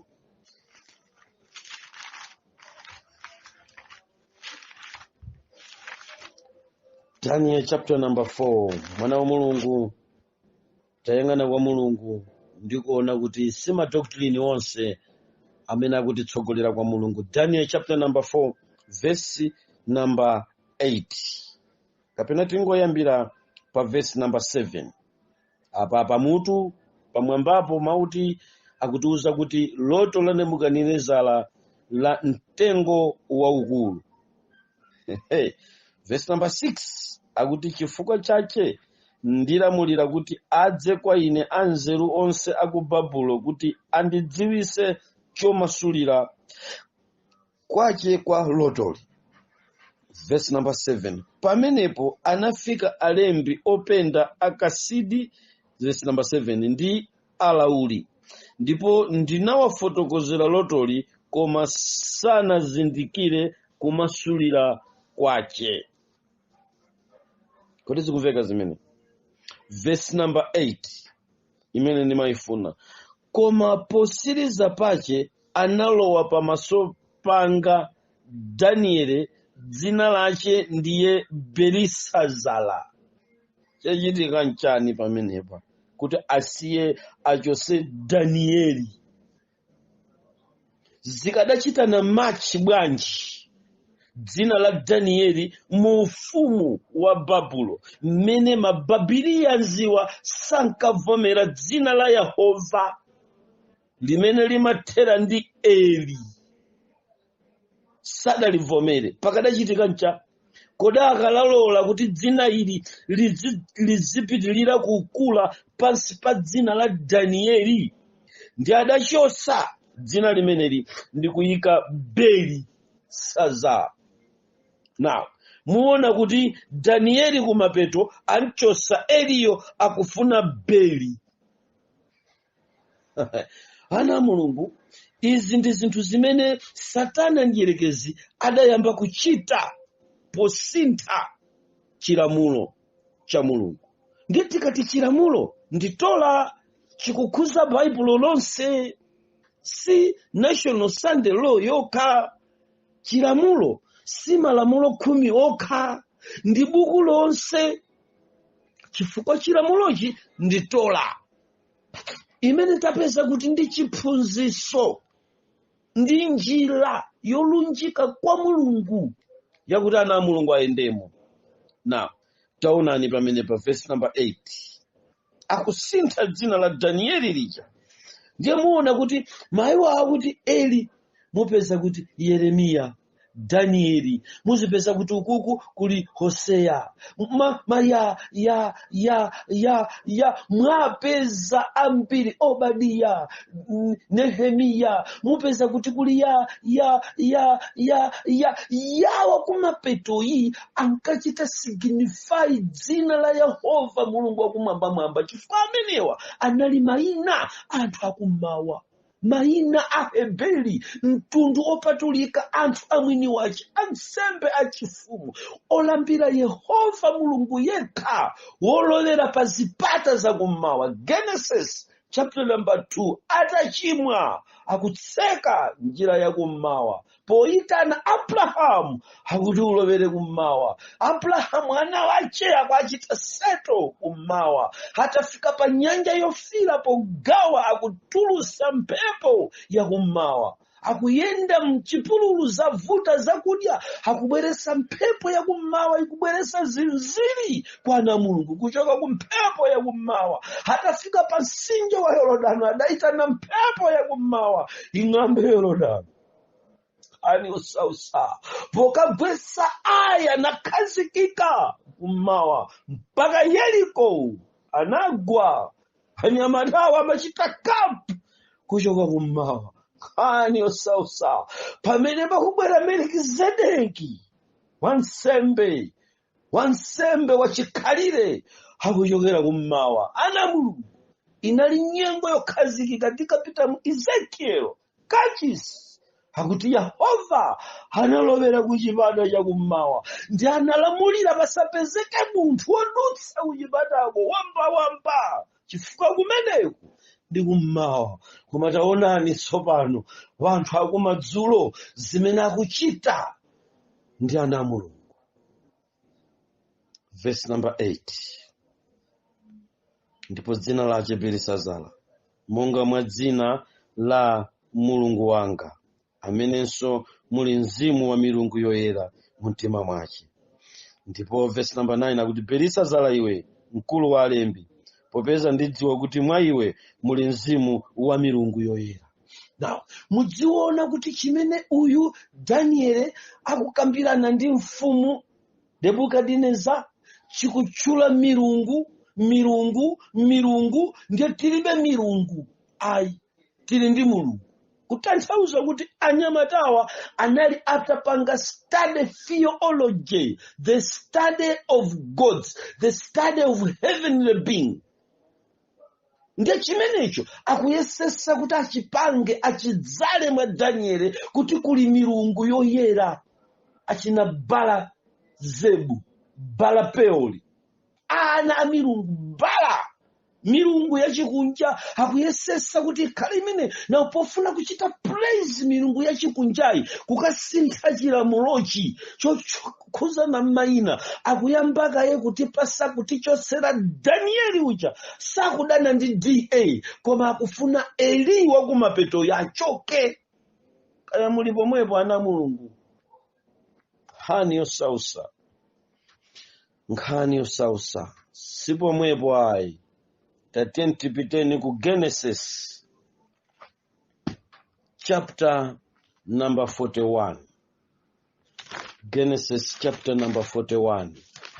Chikhalidwe chimenechi Nebukadineza sicha iyeyo yekhayi, chikuyambira kwa mfumu ina yotchedwa Farao. Musayiwale kuti amene anali superpower osausa kwambiri, anakwanitsa kugwira ukapolo ana Mulungu zaka 430 opanda utakataka.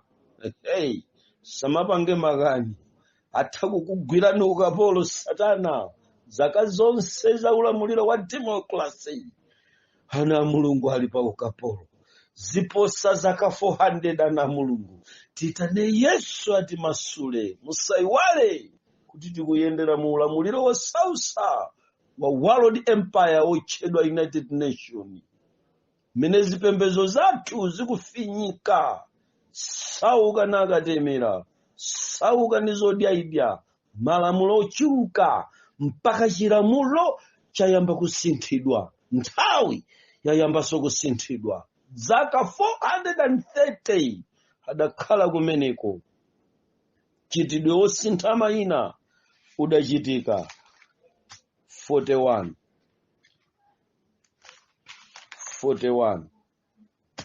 verse number 45. Ndipo Farao anamutcha dzina la Yosefe Zefanati Pena. Akuchosa Yosefe kuyika Zefanati Pena. Mpingo wa Mulungu mukafika pa Zefanati Pena mupeza kuti mu Zefanati Pena akukupasani milungu itatu. Tinali ndi mulungu Zefa kumene kukuchokera kwawo kuchimake kwa Zefa uyu amene kudachoka Zeu. Ndekuti akufuna kuchosa dzina la Yehova, mayina a Yehova, akufuna kuyika mayina awo Zefayu. Kumene kumusiku tikapeza kuti ndi amene anali mulungu wamkulu wa Giriki. Nkhani yosausa. Makosana kodi chilamulo chikuyenda monga mmene chidalili kapena chikusinthidwa? Ndikachetechete muchinthu ngati chimenechi ndi mkukuluzi umene Satana adayesa kupanikiza m'Baibulo kuti mayina aja amene Exodo akuti tisamatchule akapezeke, ndipo amene adayesesa kuchita chimenechi si ana a Mulungu. Ayi, Farao sanali okhulupirira Mulungu, adautenga kuti ulamuliro wosintha mayina. Chifukwa chake kuchokera ku mayinanso amene amayendesa zipembedzo zathu, mind you be careful. Mupite kuntunda kwa chipembedzo chanu ku America, mukayambe kuyang'ana president, kodi dzina lache ndi la anthu ochokera kummawa kapena kumadzulo. No wonder kuti lero chipembedzo chako wachimenyesa kumpanda, chifukwa Ted Wilson ndi mayina akumadzulo sakummawa. Ine sindimadabwa, khale misozi kamatsika, nimadziwa kuti chinadyedwa chinthuchi pochidzakhala chosakazika mpaka pamene muzasintha mayina. Khalani osausa, tikumana pamene tikuyandikira kwathu, ndipo oweruza mulandu adzakhalapo.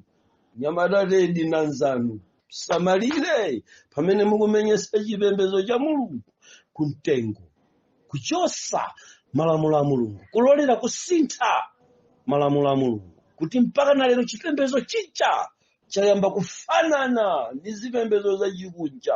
Talowerera nawo maholiday a chikunja a milungu yachina Zefa. Tamvera, upeza pena kumene ukapeze mulungu otchedwa Pazuzu.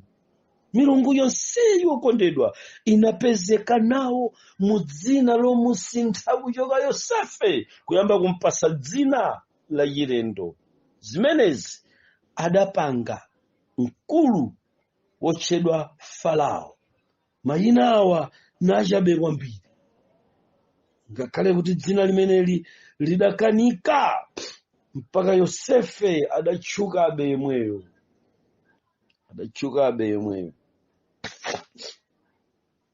adatchukabe yemweyo. Mpingo wa Mulungu, tatiyeni tione mosama kwambiri chisokonezo cha mayina amene anabwera nda Agiriki. Tamvera, mu ndima imeneyi imene ndikupitiriza kufotokozera za kusinthika kumene ana a Mulungunso tikuyang'ane ndi chidwi kuti sikukungokhuza National Sunday Law yokha, koma Satana akusintha malamulo ndi otsogolera anali Agiriki. Ndi Agiriki amakhulupirira polytheism. Polytheism eni yakewo amanena kuti acastancy of so many gods. Polytheism, polytechnic. Kuni mwana mukantumiza kupole amaphunzira ja kupole tunkasakaniza. The acastancy of so many gods. Khani osausa, chipolepole mchimene chikuchitika chipolytheism. Ndi awawa nyamata Magiriki anatenga chipolytheism kuchiyika kuti pomene tikuchita understand mulungu wathu tichitenso understand milungu yawo.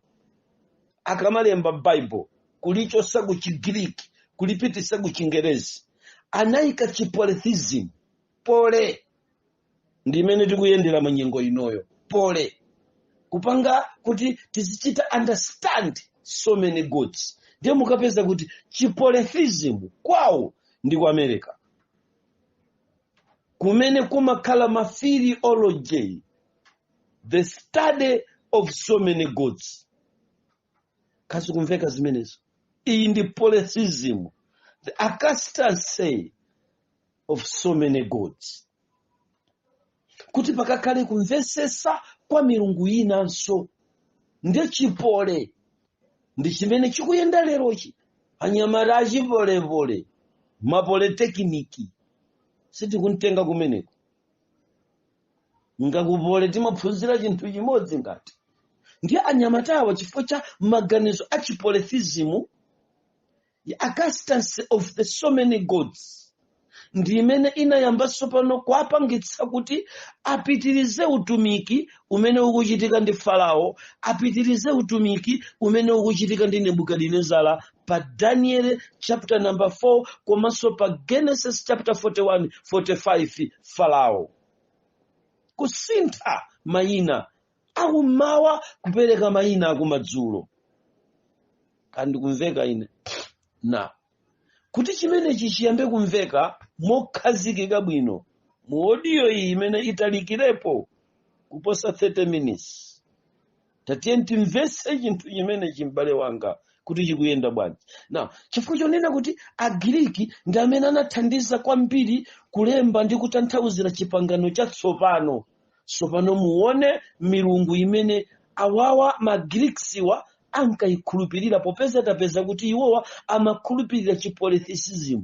Polytheism ndi the existence of the so many gods. Now, kupezeka kwa milungu yambiri kumene kunalipo anayesesa Agiriki amenewa kuti mayina a anthu opanga za mulungu ayambe kuasintha, kuyika mayina a milungu yawo pakati pa mayina a ana a mulungu opezeka m'Baibulo. Ndi ankachita kuasintha mayina aja. Tiyambe kuwerenga limodzi m'buku la Machitidwe chapter number 4 verse number 12. Koma tisadawerenge Machitidwe chapter number 4 verse number 25. Mudziwe kunena kuti amenewa amene amakhulupirira chipolytheism anali ndi mulungu wawo amene amamutcha kuti Zeus Mercurius. Amene Zeus Mercurius ndiye mulungu wawo wamkulu kwambiri amene ankamuopa ndipo ankafunisisa kuti pena paliponse pamene pakuchitika zinthu za Chigiriki za sukulu kudziko lapansi zolembalemba ayesese kuti Zeus Mercurius achite exist pa zinthu zili zonse kuphatikizapo zinthu za Bible. Agiriki adayesesa.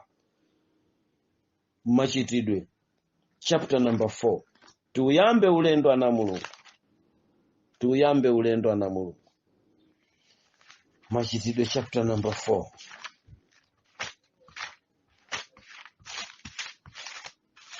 Machitidwe chapter number 4. Khale pompo m'bale wanga nyengo ya holiday inodzikhala ukupumula ngaupita ugani.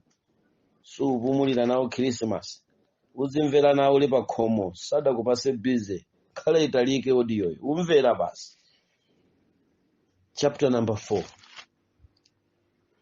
Chapter number 4 ndi mmene tsopano tikuyamba kuti chipangano chatsopano chikuoneka kuti chidatenga mbali kwambiri, chifukwa chimenechi mufune musafune amene adachipanga interpret kuchichosa ku Chigiriki kubweresa ku English anali Magreeks. Whether you like or not, anali Magreeks. Ndipo Magreeks amenewa chifukwa chakuti anali okhulupirira chipolytheism, kupezeka kwa milungu yosiyana malo amodzi. Ndiye mulungu amene ankalamulira milungu ya nyengo imeneyo anali Zeus. Ndiye kuti akapeza kuti Baibulo achaini ache ndi anthu akummawa amene mayina awo amapezekanso kummawa, ankafuna kuchita chotheka chilichonse kuti afafanize mayina amene kuli Eli, Yeremiya, Daniel, achotse mayina amenewo, Hosea, Obadiya, achotse mayina amenewa kuti kumene koko tsopano kuzipezekako Zeus. Ndiye kumeneku ndi kumene tsopano tiyambe kuchita ndi US. Amene anangochosa zediyo ndi kukupasani EUS. Ndiye tiyambe kuyenda kusimikizira kuti mulungu wawo wamkulu anali Zeus Mercurius wa Magriksiwa, ndipo anafuna kuchita chotheka kuti zina la Zeus lipezeke m'Baibulo, kuti lizikasungunula kuchosa dzina la Yehova pakati pa mayina ana a mulungu ochokera kummawa, kuti payambe kupezeka mayina a anthu ochokera kumadzulo. Tiyambe kuona verse number 12. Verse number 12 ya Machitidwe chapter number 4 verse number 12 akunena kuti ndipo palibe chipulumutso mwa wina yense, pakuti palibe dzina lina pansi pa thambo la kumwamba lopatsidwa mwa anthu limene tiyenera kupulumutsidwa nalo. Akunena za Yesu Khristu kuti ndi dzina limene linaperekedwa, kuti palibe munthu wina aliyense amene akhoza kupulumuka kapena kupeza chipulumutso mu dzina lililonse koma dzina la Mulungu yekha limodzi basi, limene ndi dzina la Yesu Khristu. Kazikumveka zimenezi mpingo wa Mulungu? Now, ameneyi ndi amene tikufuna kuti tikayambe kumumvesesa pamene tikupitiriza mu audio imene ikubwera pambuyo pakeyi. Ana Mulungu, tiyambire pamenepa kuti tifupikitse kufotokozaku zisachitotopetsa ndidulire yapa, tipitirize mu ndime inayi. Now, popeza tapeza kuti ndi dzina lokhala Yesu, koma tsopano ndimafuna kuti inu ndine tithamange kuti tione zimene makosana awo adapanga kuchokera pa chapter number 14 verse yake ya number 12. Tateni tiyambe mpingo wa Mulungu, timve pano. Ndipo anamutcha Barnaba Zeu. Ndiye mwina ikhala ngati kuyambira pa njira. Tiyeni tingoyambira ni pa verse number 8 kuti timve ndondomeko yake imene ikupangisa kuti mayina awa ayambe kutchulidwa kumusiku. Ndipo pa Lustro panakhala munthu wina wopanda mphamvu ya mapazi wace, wopunduka chibadwire, amene anayenda, amene sadayende nthawi zonse. Ameneyo anamva Paulo ali nkulankhula, ndipo Paulo pomuyang'anitsitsa ndi kuona kuti anali ndi chikhulupiriro cholandira nacho moyo, anati ndi mawu akulu, tayimirira, ndipo iye anazunzuka nayenda. Pamenepo makamu ataona chimenechi chimene Paulo anachita, anakweza mawu awo nati mchinenero cha Lukaniya, milungu yatsika kwa ife monga anthu.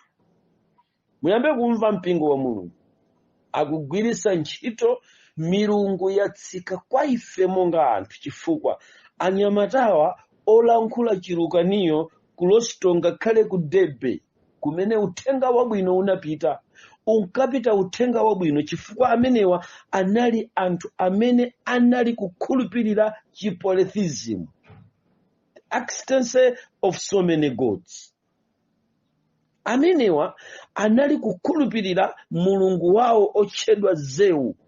Now, Bible likuti atapita Paulo ndikuchita chozizwa, gulu lonse linakuwa nanena kuti milungu yatsika pakati pathu monga ndani? Anthu.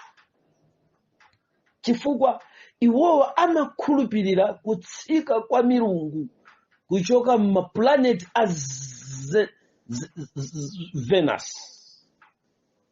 Milungu ya chikondi, milungu ya njala, milungu ya chakudya, milungu yotchukitsa wanthu, milungu yolemeretsa, milungu ya mwayi, achina God. Ndi zimene anthu amenewa ankakhulupirira. Na kutaona ni mayinacha akunena kuti ndipo anamutcha Paulo uja Barnaba Zeu.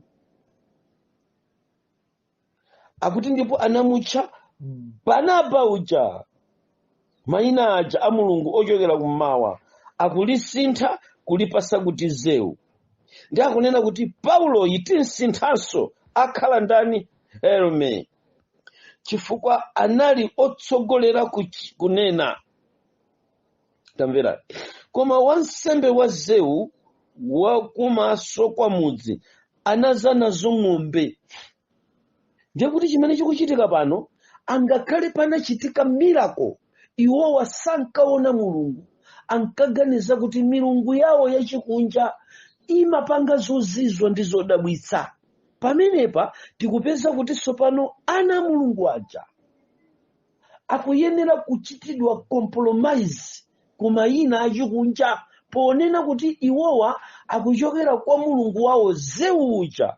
Ndi akunena kuti wansembe wa Zeu amene ankakhala kumuzi kapena kuti kumaso kwa mudzi anapita kukagwira ng'ombe kuzipata nayamba kupereka nsembe nabwera nazo pamodzi ndi makamu. Verse number 14, pamenepo anamva atumwi Paulo ndi Barnaba. Zimveke pano. Anyamataja Herme uja ndamene tikumpeza pano kuti ndi Paulo. Kuti Herme anali ndani?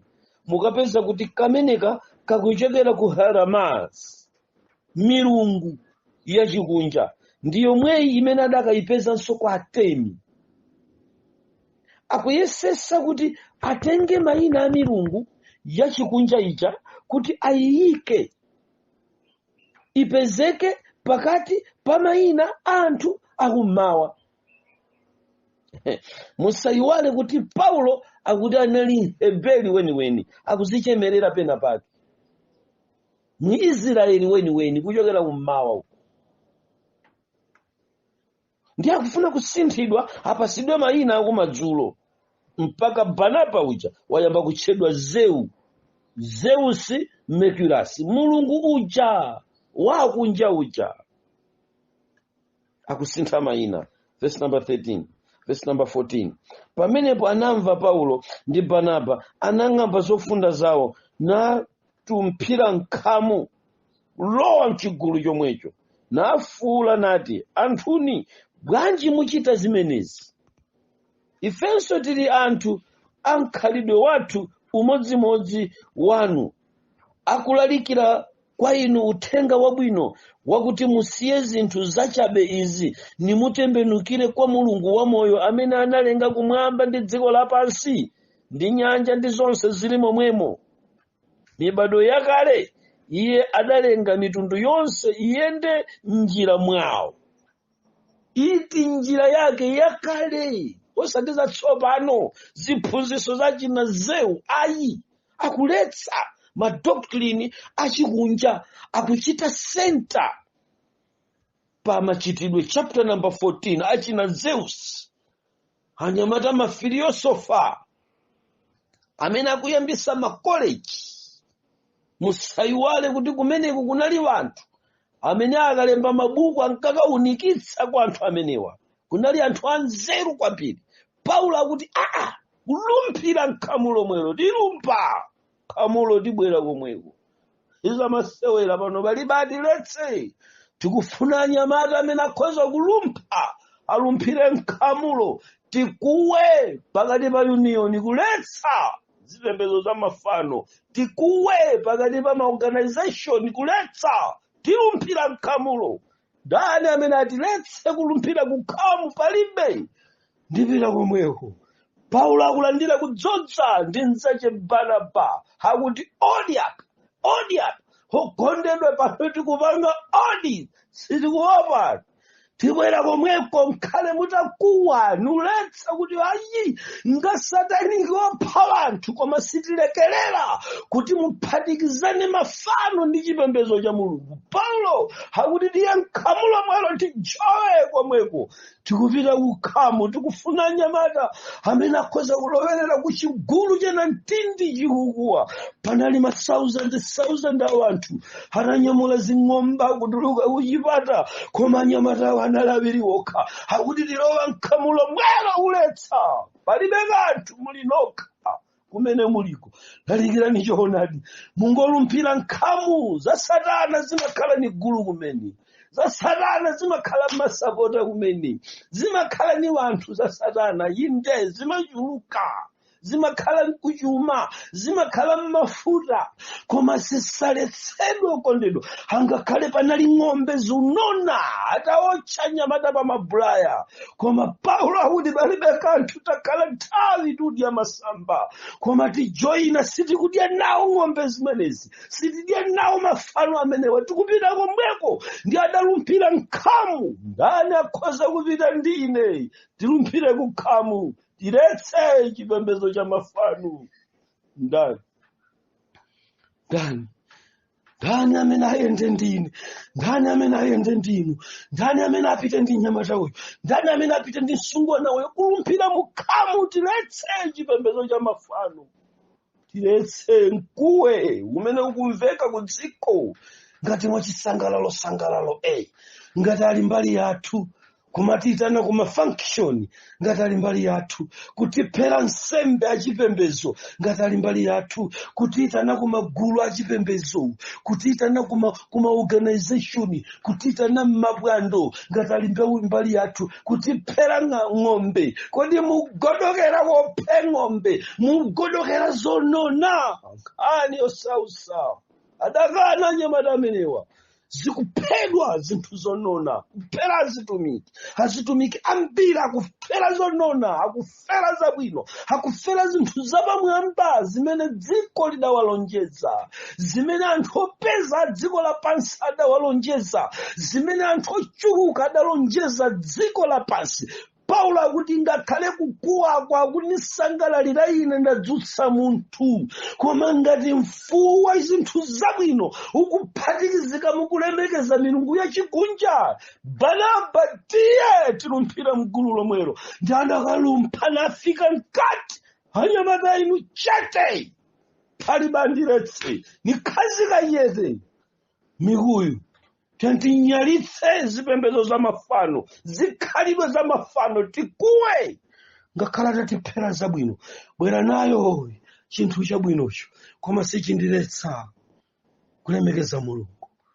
Okondedwa, Paulo akuti ngakhale paphedwa ng'ombe, koma tiyeni komweko. Mukudziwa inu, m'mamitingimu mumakhala ng'ombe koma zili m'mayunifopi. Kani osausa. Mukalalikira ndinu pa function imeneyi, chifukwa Dr. Sonso akakhala pompo chiyunifopi pano ching'ombe. Ndipo mukaona anyamata akalandira ng'ombe akati apemphere, mumva kuti koma Mulungu munasogolera chipani chimenechi ndi apulezidenti amenewa ni woopa Mulungu.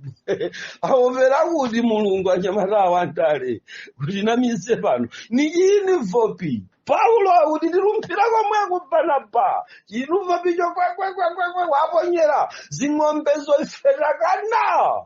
Anatontholetsa khamu. Ngani amene adzatontholetsa khamu? Mulitontholetse khamu, chifukwa chipulumutso cha Yehova sichili m'mabwando, chipulumutso cha Yehova sichili m'maulemerero. Angakhala tidulira matikiti a ndege kuti tipita ku Ulaya, koma sindidatonthola. Khale modati munigulira galimoto ndikuyifuna kumene, koma sizanditontholetsa.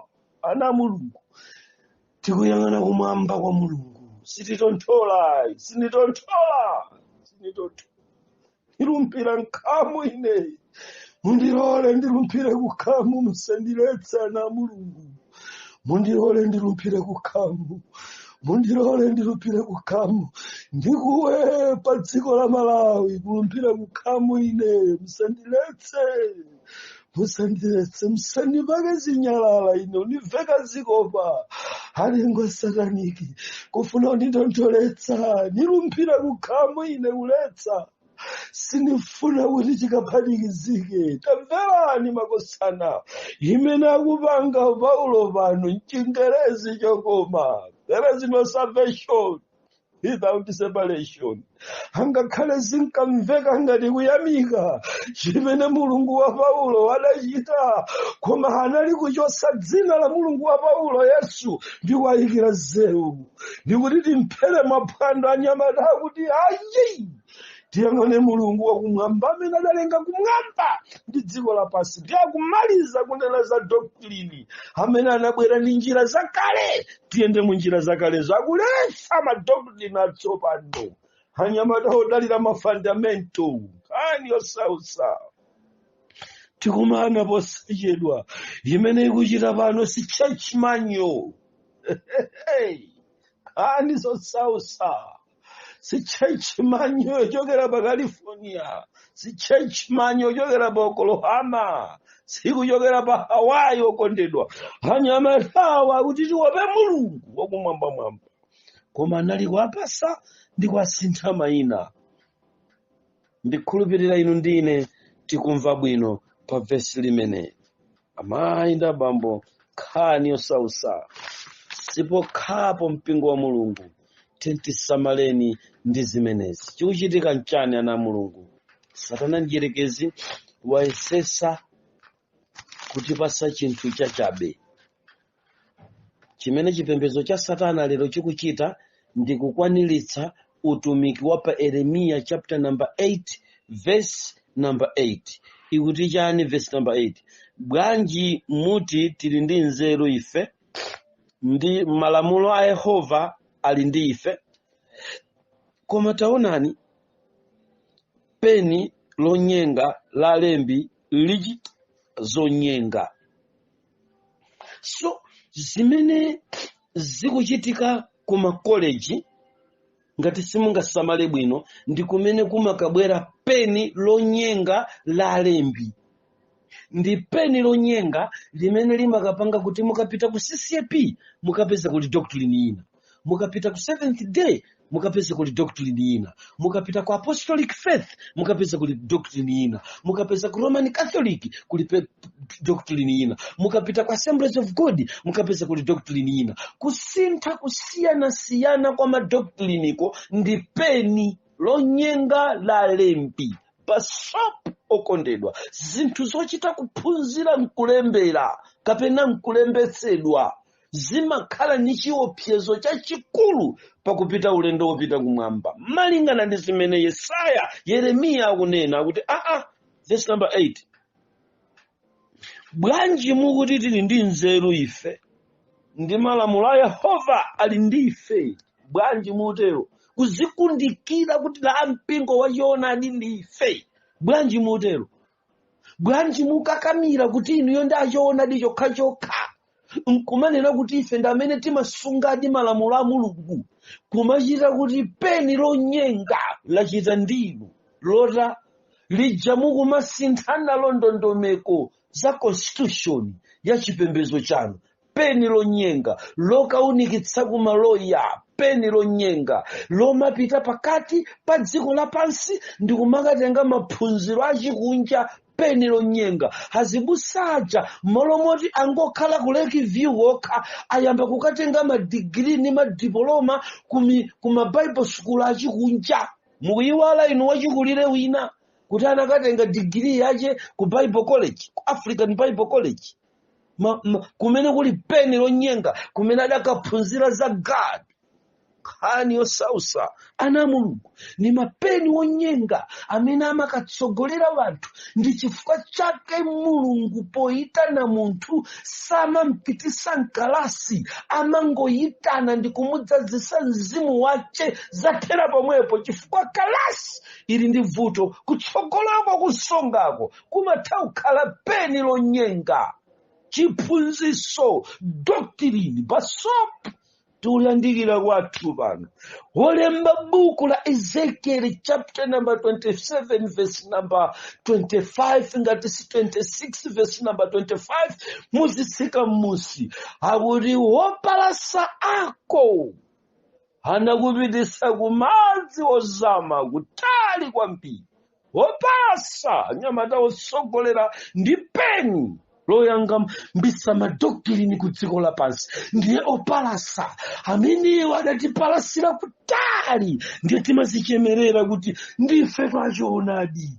Atakupalasira kutali kwambiri kumadzi ozama. Bible kuti udzakumana ni mphepo yakummawa ndimene ikuwomba ikuswa zombo tiswa. Mulungu watumiza mphepo yakummawa tiswa zombo, tiswa makachisa kugwa, tiulula chiyambi cha matchalichi wanu. Chifukwa imene ine mphepo yakummawa sisamalira makobiri, mphepo yakummawa sisamalira chuma, mphepo yakummawa sisamalira udindo, sisamalira kuchuluka kwa malawasi. Mphepo yakummawa iyenda uswazombo. Nomata tikhala wopanda bwenzi koma tiswa zombo ngati madoctrine aliwola kuika. Mphepo yakummawa ikuwomba zakudya zachisawawa. Mphepo yakummawa ikuwomba madiresi opanda pache, masaina sataniki, mabaphomet tikuwaulula chifukwa ni mphepo yakummawa ikaswa zombo. Ikakaswa ikayamba kuunika kuti ichi nchakudya chochokera kunkhumba. Mphepo yakummawa iyamba ulula kuti ni aferemu waphatikana ni mafano chifoni mphepo yakummawa. Bible kuti akupalasa wako adakupalasira kutali kosama. Yeremiya chapter number 8 verse number 8 akuti umanena kuti ndine wachilungamo wosunga malamulo. Kodi kungosunga sabata kokha ngati? Yapotoka chinthucho ngati wankakamira kusunga sabata walephera kusunga umboni wa Yesu ukupita ku gahena. Chisabatacho unapachikira paphewa checheche chifukwa wophedwa woyamba sanaphedwe sabata. Nene chilungamo pano anaphedwa ni umboni wa Yesu. Chimene Satana wachita pa ziphunzitso zakumadzulo ndikukuchoserani Yesuyo nkukusirani chisabata paphewa. Chifukwa chake chisabatacho mudakachisunga koma mwayamba kutaya direction ya umboni wa Yesu. Yomvesa chisoni pasiya kusamalira malamulo onse a Mulungu ndikungosamala sabata lokha. Anyamata okhala ndi peni lonyenga akuyang'anizana ndi Chikhristu chathu. Peni lonyenga likuyang'anizana ndi Chikhristu chathu.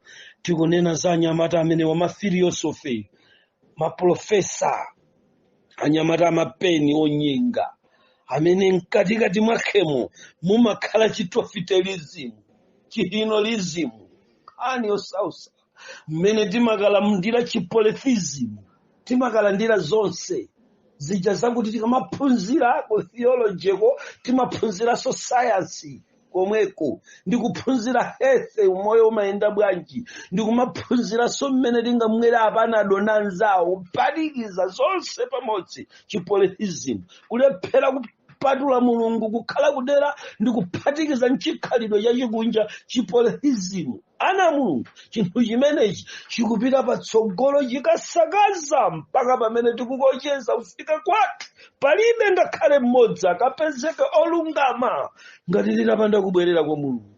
Chinyengo cha peni lonyenga la Afarisi, peni lonyenga la alembi, peni lonyenga la alembi limakhala kumapole chakuti kumafiroko choko chakuti kumadigiri madipoloma kani osausa madokotala sonso za Mulungu, dokotala za Mulungu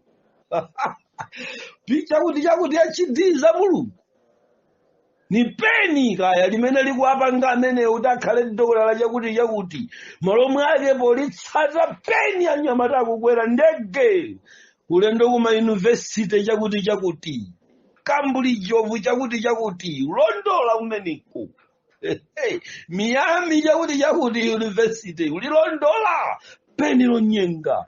Ana Mulungu sindidzalilondola peni la Farisi, peni la mulembi nalikana. Ana Mulungu tiyendera vumbulutso basi zomwe Mulungu atitsogolera. Bible likuti pakuti amene azasogozedwa ndi mzimu wa Mulungu ameneyo zakhala na Mulungu, wosati wosogozedwa na kalata nyumba makafunsa ubusa kubwera nkalata zasausa zimenezi. Zidawononga kwambiri zinthu zimenezi. Kodi inu mukudziwa kuti zolembalemba makalata, makoleji, macertificate, madegree anawononga ngakhale ntchito za chitetezo cha dziko. Anyamata ang'ono anangopita ku sukulu ndi ukatenga defense chakuti college nkubwera kukapita ku military akukachosa chinkaswiri chakuti chamenya nkhondo zikulu chikuziwa kamenyedwe ka nkhondo kunchosa pa ubrigadiya nkutenga kamwanaka nkukayika kumeneko kalata ikupangisa mabwana ulambira. Wanthu asukulu atenga malo anyamata peni lonyenga tiyeni mumpitise kamwana kameneko kanga kamenye nkhondo kamene mmukaonera kameneko ndi chikalata chake kakhalira pampando kakuziwa maombere mafuti kameneko kuti mukanchose bwana ngati amene nkukayika uyuyu. Ndi peni lonyenga la Farisi limakatipusisa. Muziona anyamata asukulu mmene awonongera dziko madokotala sonso kani osausa akuti foresadi polamani tutemeni anyamata asukulu chipole chakuti ana Mulungu tione chimene Satana ndiyerekeza adapanga. Ameneyi akulitcha kuti limeneli ndi peni lonyenga. Akuthandizana ni Yesaya chapter 24. Akuthandizana ndi Yesaya chapter 24. Akuthandizana ndi Yesaya chapter 24.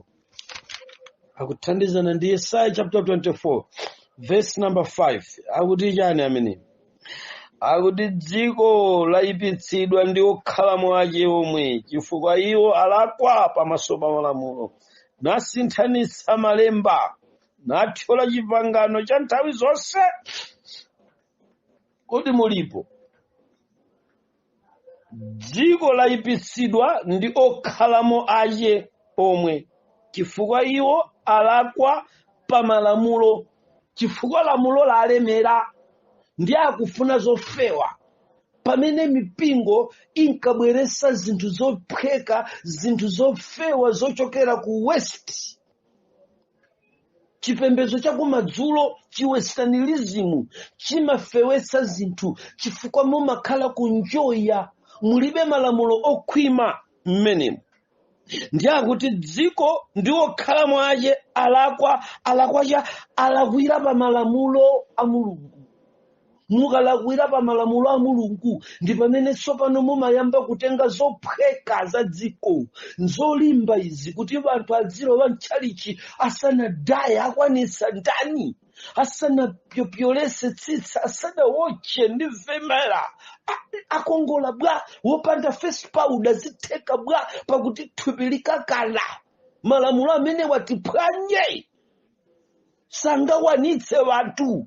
Tentalola achite chiwesternalism, afewe achite chipolithism, afewe pakhaleka sakaniza.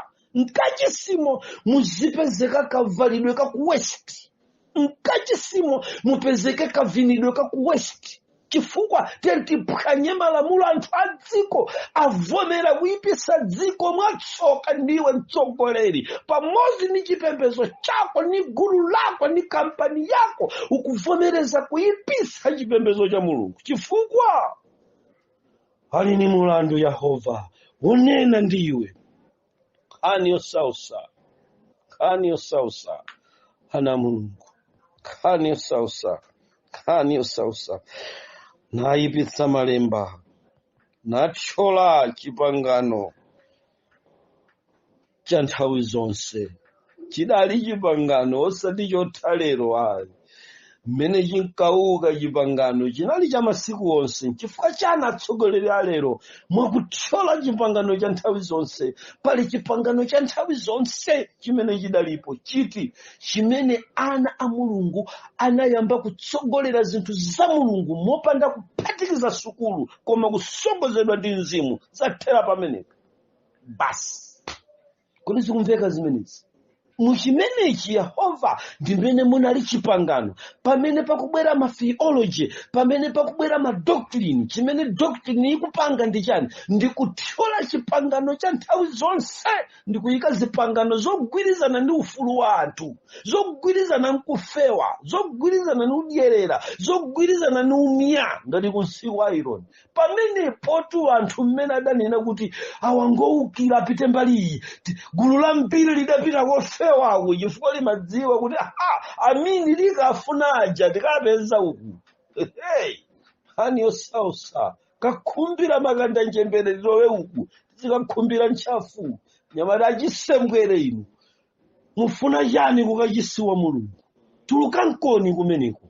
Mulungu akuti mukuyipitsa dziko. Malingana ndi Yesaya chapter number 24 verse number 5. Mukuyipitsa dziko. Mukuyipitsa dziko, chifukwa chache tembenukani. Khani yosausa, khani yosausa. Yesaya chapter number 13. Yesaya chapter number 13. Yesaya chapter number 13. Ana Mulungu sitikutaya, tikubwera pomwepo. Verse number 5. Achokera ku dziko lakutali kumalekezero athambo, ngakhale Yehova ndi zida za mkwiyo wake kuti aononge dziko lonse. akunena kuti kagulu kameneka kakuchokera ku dziko lakutali kumalekezero athambo. Kodaka ndi kumalekezero athambo ndikumpoto kwa Amerika kwanuku. Nkhani yosausa akuthyolera chipangano anyamata waja. Ndanena ine takhala nawo m'mamiting achipembedzo cha Satana awa makani go. Ndanena ine kagulu aka nkankhosa, kagulu aka nkamimbulu koma kavala zovala za nkhosa. Muchenjere nako lero bwa dodolido myendo ili mwamba nyamata. Ayamba kuguba berete kumene about 10 akutembenuza dodolido yasausa nkhani auka vimera liviro linkutu wa yivembezo yanthu akunja pansi pa Israeli kapena Kemosi kuchokera kwa Mulungu uja. Kemosi kubwera ku cosmetica sasausa zinthu okondedwa chifukwa chake ncha amene wachokera kumalekezero athambo. Ngakhale Yehova ndizida za mkwiyo wace kuti aononge dziko lonse. Kuwani verse number 6 pakuti tsiku lili pafupi, pakuti tsiku lili pafupi. Nkhani yosausa, tsiku lili pafupi. Ana Mulungu, kodi tili limodzi? Taonani zimene adapanga anyamata amenewa. Ndikhulupirira tamuona Mulungu Zeu akuonekera pa nkhani imeneyi. Sopano pofuna kuti akatenge milungu yachikunja ija kuti akayilowetse mu chipembezo cha Mulungu, kuti akayisinthe muja tinayamba kufotokozera koyambaku. Tatiyeni tiyambe kuona buku la Mateyu. Koma pamene ndikuwerenga kapena pamene ndikufotokozera mavesi amenewa, inuyo mutenge buku la Chingerezi, mutenge Good News, mutenge King James, muwerenge mabuku a Chingerezi ndi mmene zimene ndikunenazi muti muzipeze. Tiyambe kuona pa Mateyu chapter number 10 verse 1 mpaka 4 tipeza pamenepo Tadeus. Muyambe kuona mawu akuti Tadeus ndekuti akukupasani US kuti akakupasani Mercurius kapena kuti Zeu Mercurius. Agirika amenewo anachita kusintha dzina limeneli. Kuchoka pamenepo mukapeza pa Mateyu pomwepa mukapeza pali Afias. Komanso pomwepa pa Luka chapter number 21 ngati si 21 mukapeza mayina ngati Augustus, Quirinius, Theophilus, Bartimaeus, Lazarus, Mateus, Nicodemus. Kodi zikumveka zimene za namulu? Kazi kumveka zimenezi? Barnabas, Nkhani yosausa, Cyprus, kapena kuti Caiaphas. Nkhani yosausa okondedwa. Machitidwe chapter number 17 verse number 34. Dionysius yundeni mtanthauzire chifukwa amene amatanthauza kuti vinyo wa Zeu. Artemis, nkhani yosausa, Titus. Zinthu zonsezi mukapeza kuti apa tili ndi Aphroditus kapena kuti Aphroditus, Pius. Zinthu zonsezi ana Mulungu mukapeza kuti mayina akuti omakhala ndi US. Anthu amenewa ngati anthu awo ankakhuzidwa ndi zinthu za Mulungu ankachotsa mayinawo nkupereka mayina ena kwa anthu aja. Ankachita usintha kudzina limenelo ndikupereka mayina ena. Kuti tikaonjezere chinthu chimenechi, tatiyeni tipiteni ku Esther. Tikayang'ane buku la Estere.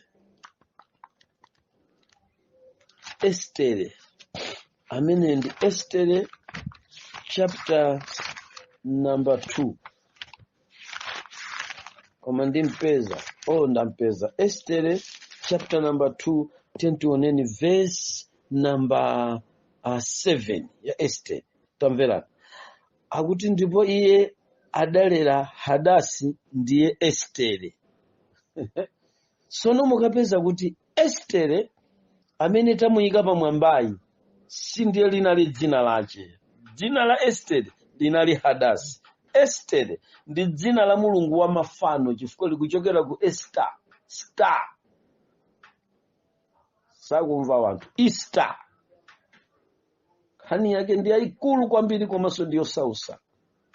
Koma anyamatawo ataona kuti dzina ili la Hadasi ndi dzina la kummawa, anayesesa kuchosa dzina limeneli ndi kumpasa dzina lakuti Esther, ndi kutiyikira mpaka pamwamba dzina la mafanoli.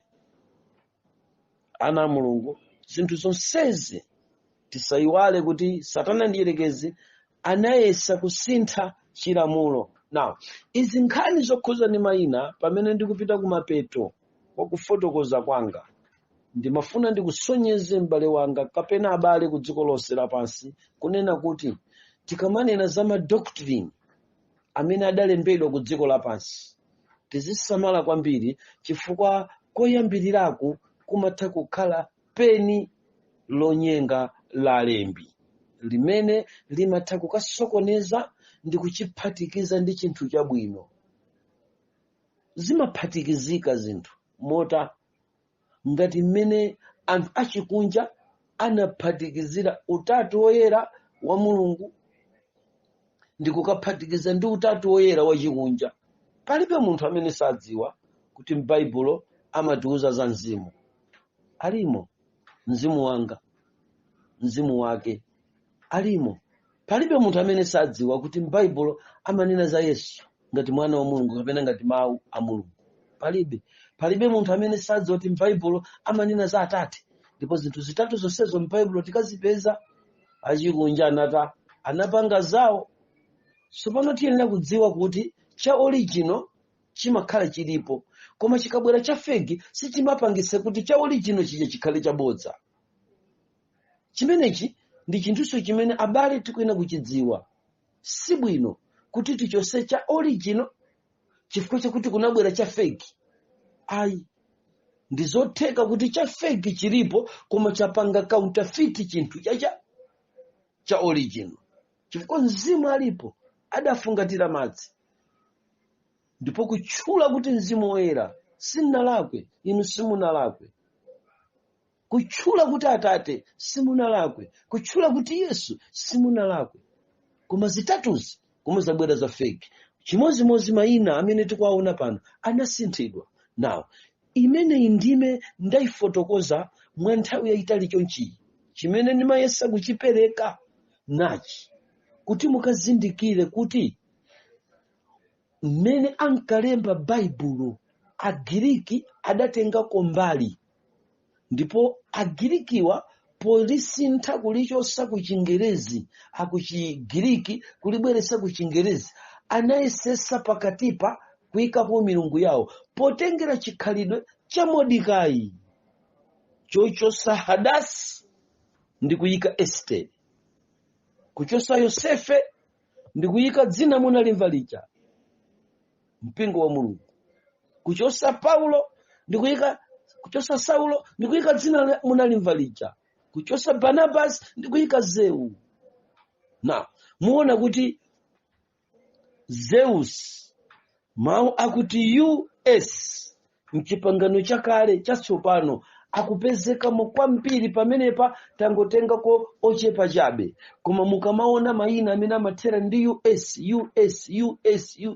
Tadeusz mukaona kuti zikupanga counterfeit ndi mayina akuchipangano chakale amene amathera kuti Eliya. amene amathera kuti Yeremiya, amene amathera kuti Yesaya, ya. Kazi kumveka zimenezi. Now, kuchichewa molo mwake anangotipere mpomboneza ndi yo, Bartolomeyo, Mateyo. Kazi kumveka zimenezo. Anangotikira yo. Chifukwa chichewachi sichiyenda mchamalo amodzi. Choncho ndimati ndikuonetsere kuti pamene tikuphunzira zinthu za Mulungu sibwino kuzionesa ukaswiri kwambiri, chifukwa malemba ndamene mwamva akanaja kuti iye mmazitcha odziwa chilamulo, mumazitcha okhonza zonse. Ndi zimenezi kuti mapeto ake mukupomboneza mawu a Mulungu, mukutaya umboni wa Yesu, mwayiwala kuti ophedwa oyamba sanaphedwe chifukwa cha Sabata, anaphedwa chifukwa cha mawu a Mulungu ndi umboni wa Yesu. Akunena kuti musatchulenso dzina ili pakamwa. Timati tiunikirane zimenezo, kuti tisangoyang'ana mbali imodzi, tiyang'anenso mbali yamene chilamulo chikusinthidwira, chilamulo chikupombonezedwera, chilamulo mene chikuchosedwera. Ndiye iyi inali ngati part 1 yotchula mayinayi, kuti ine ndikangokupasa chithunzithunzi cha mmene anasinthira mayina, ndipo kuchokera ku mayina kukupasani kugawa kuti mayina mukuapeza china Tadeyosi, Bartolomeyosi, Mateyushi, zonsezi kumene kuli US ndi mayina akumadzulo, kumene kwayambira chi Westernism chimene chimabweresa chikhalidwe chachikunja pakati pa chipembedzo, kumene kudachokera hip hop kuyilowesa pa chalichi. Kandi kumveka ine ndi chiwesternism, kumene kudachokera mavalidwe achikunja kwabweresa pakachisi chiwesternism. Zinthu zosausa zovuta kuzimvesa. Ana a Mulungu tichenjere ndi kusamalisa kwambiri pa zinthu zathu zimene inu ndi ine timapanga, poopera kuti tingaoneke ngati anzeru koma tili olakwika. Tiye tipitirize kufuna kuphunzira mpaka pamene Mulungu azatiweruze. Tiye tonse tigwade pansi pamene tamaliza kumvera, tipemphere. Likalemekezeke dzina la Mulungu wakumwambamwamba chifukwa cha nthawi yayitali imene takambirana zimenezi. Yehova, mmenemu muli zina zophonya kulankhula ngati munthu. Tikonzereni zimene zikalunjikise anthu kuchoonadi chanu. Tikonzereni. Ine mtumiki wanu mmene ndafika yapa ndapereka yankho, kuphatikiza ndi kuphunzitsa komwe, kuphatikiza ndi kuwunikira komwe, kuphatikiza ndi umboni omwe. Yehova, ndinoperewedwa. Ndikudziwa kuti kuli wanthu amene adalowa msukulu, amene anaphunzira mawu a Mulungu, amene anapanga chonse ndipo munadzoza. Amenewo adzutseni alalikire choonadi chanu, agwire choonadi, aphunzitse choonadi, kuti dziko lapansi likapulumuke. Mwa ine pamene ndikumaliza mundithandize, chifukwa pamene mwasala pang'ono kuchoka pa mpando wa chitetezero, nkhawa yanga ndiye kuti musansiye m'bale uyo kunja, musatseke chitetezero. Anyamatawa akuyendayenda chonchi, azimayi atabalalika chonchi, azibambowa atabalalika chonchi. Mwabweze amene abalalika ammitala, mwabweze ankupha, mwabweze amumowa, mwabweze azisangalalo za dziko, mwabwezeko, kuti tonse Ambuye tikapezeke pa inu pamene musanatseke chitetezero. Ine ndi abale awa tipezeke mu ufumu wanu. Ine ndapemphera mu dzina la Yesu. Amen.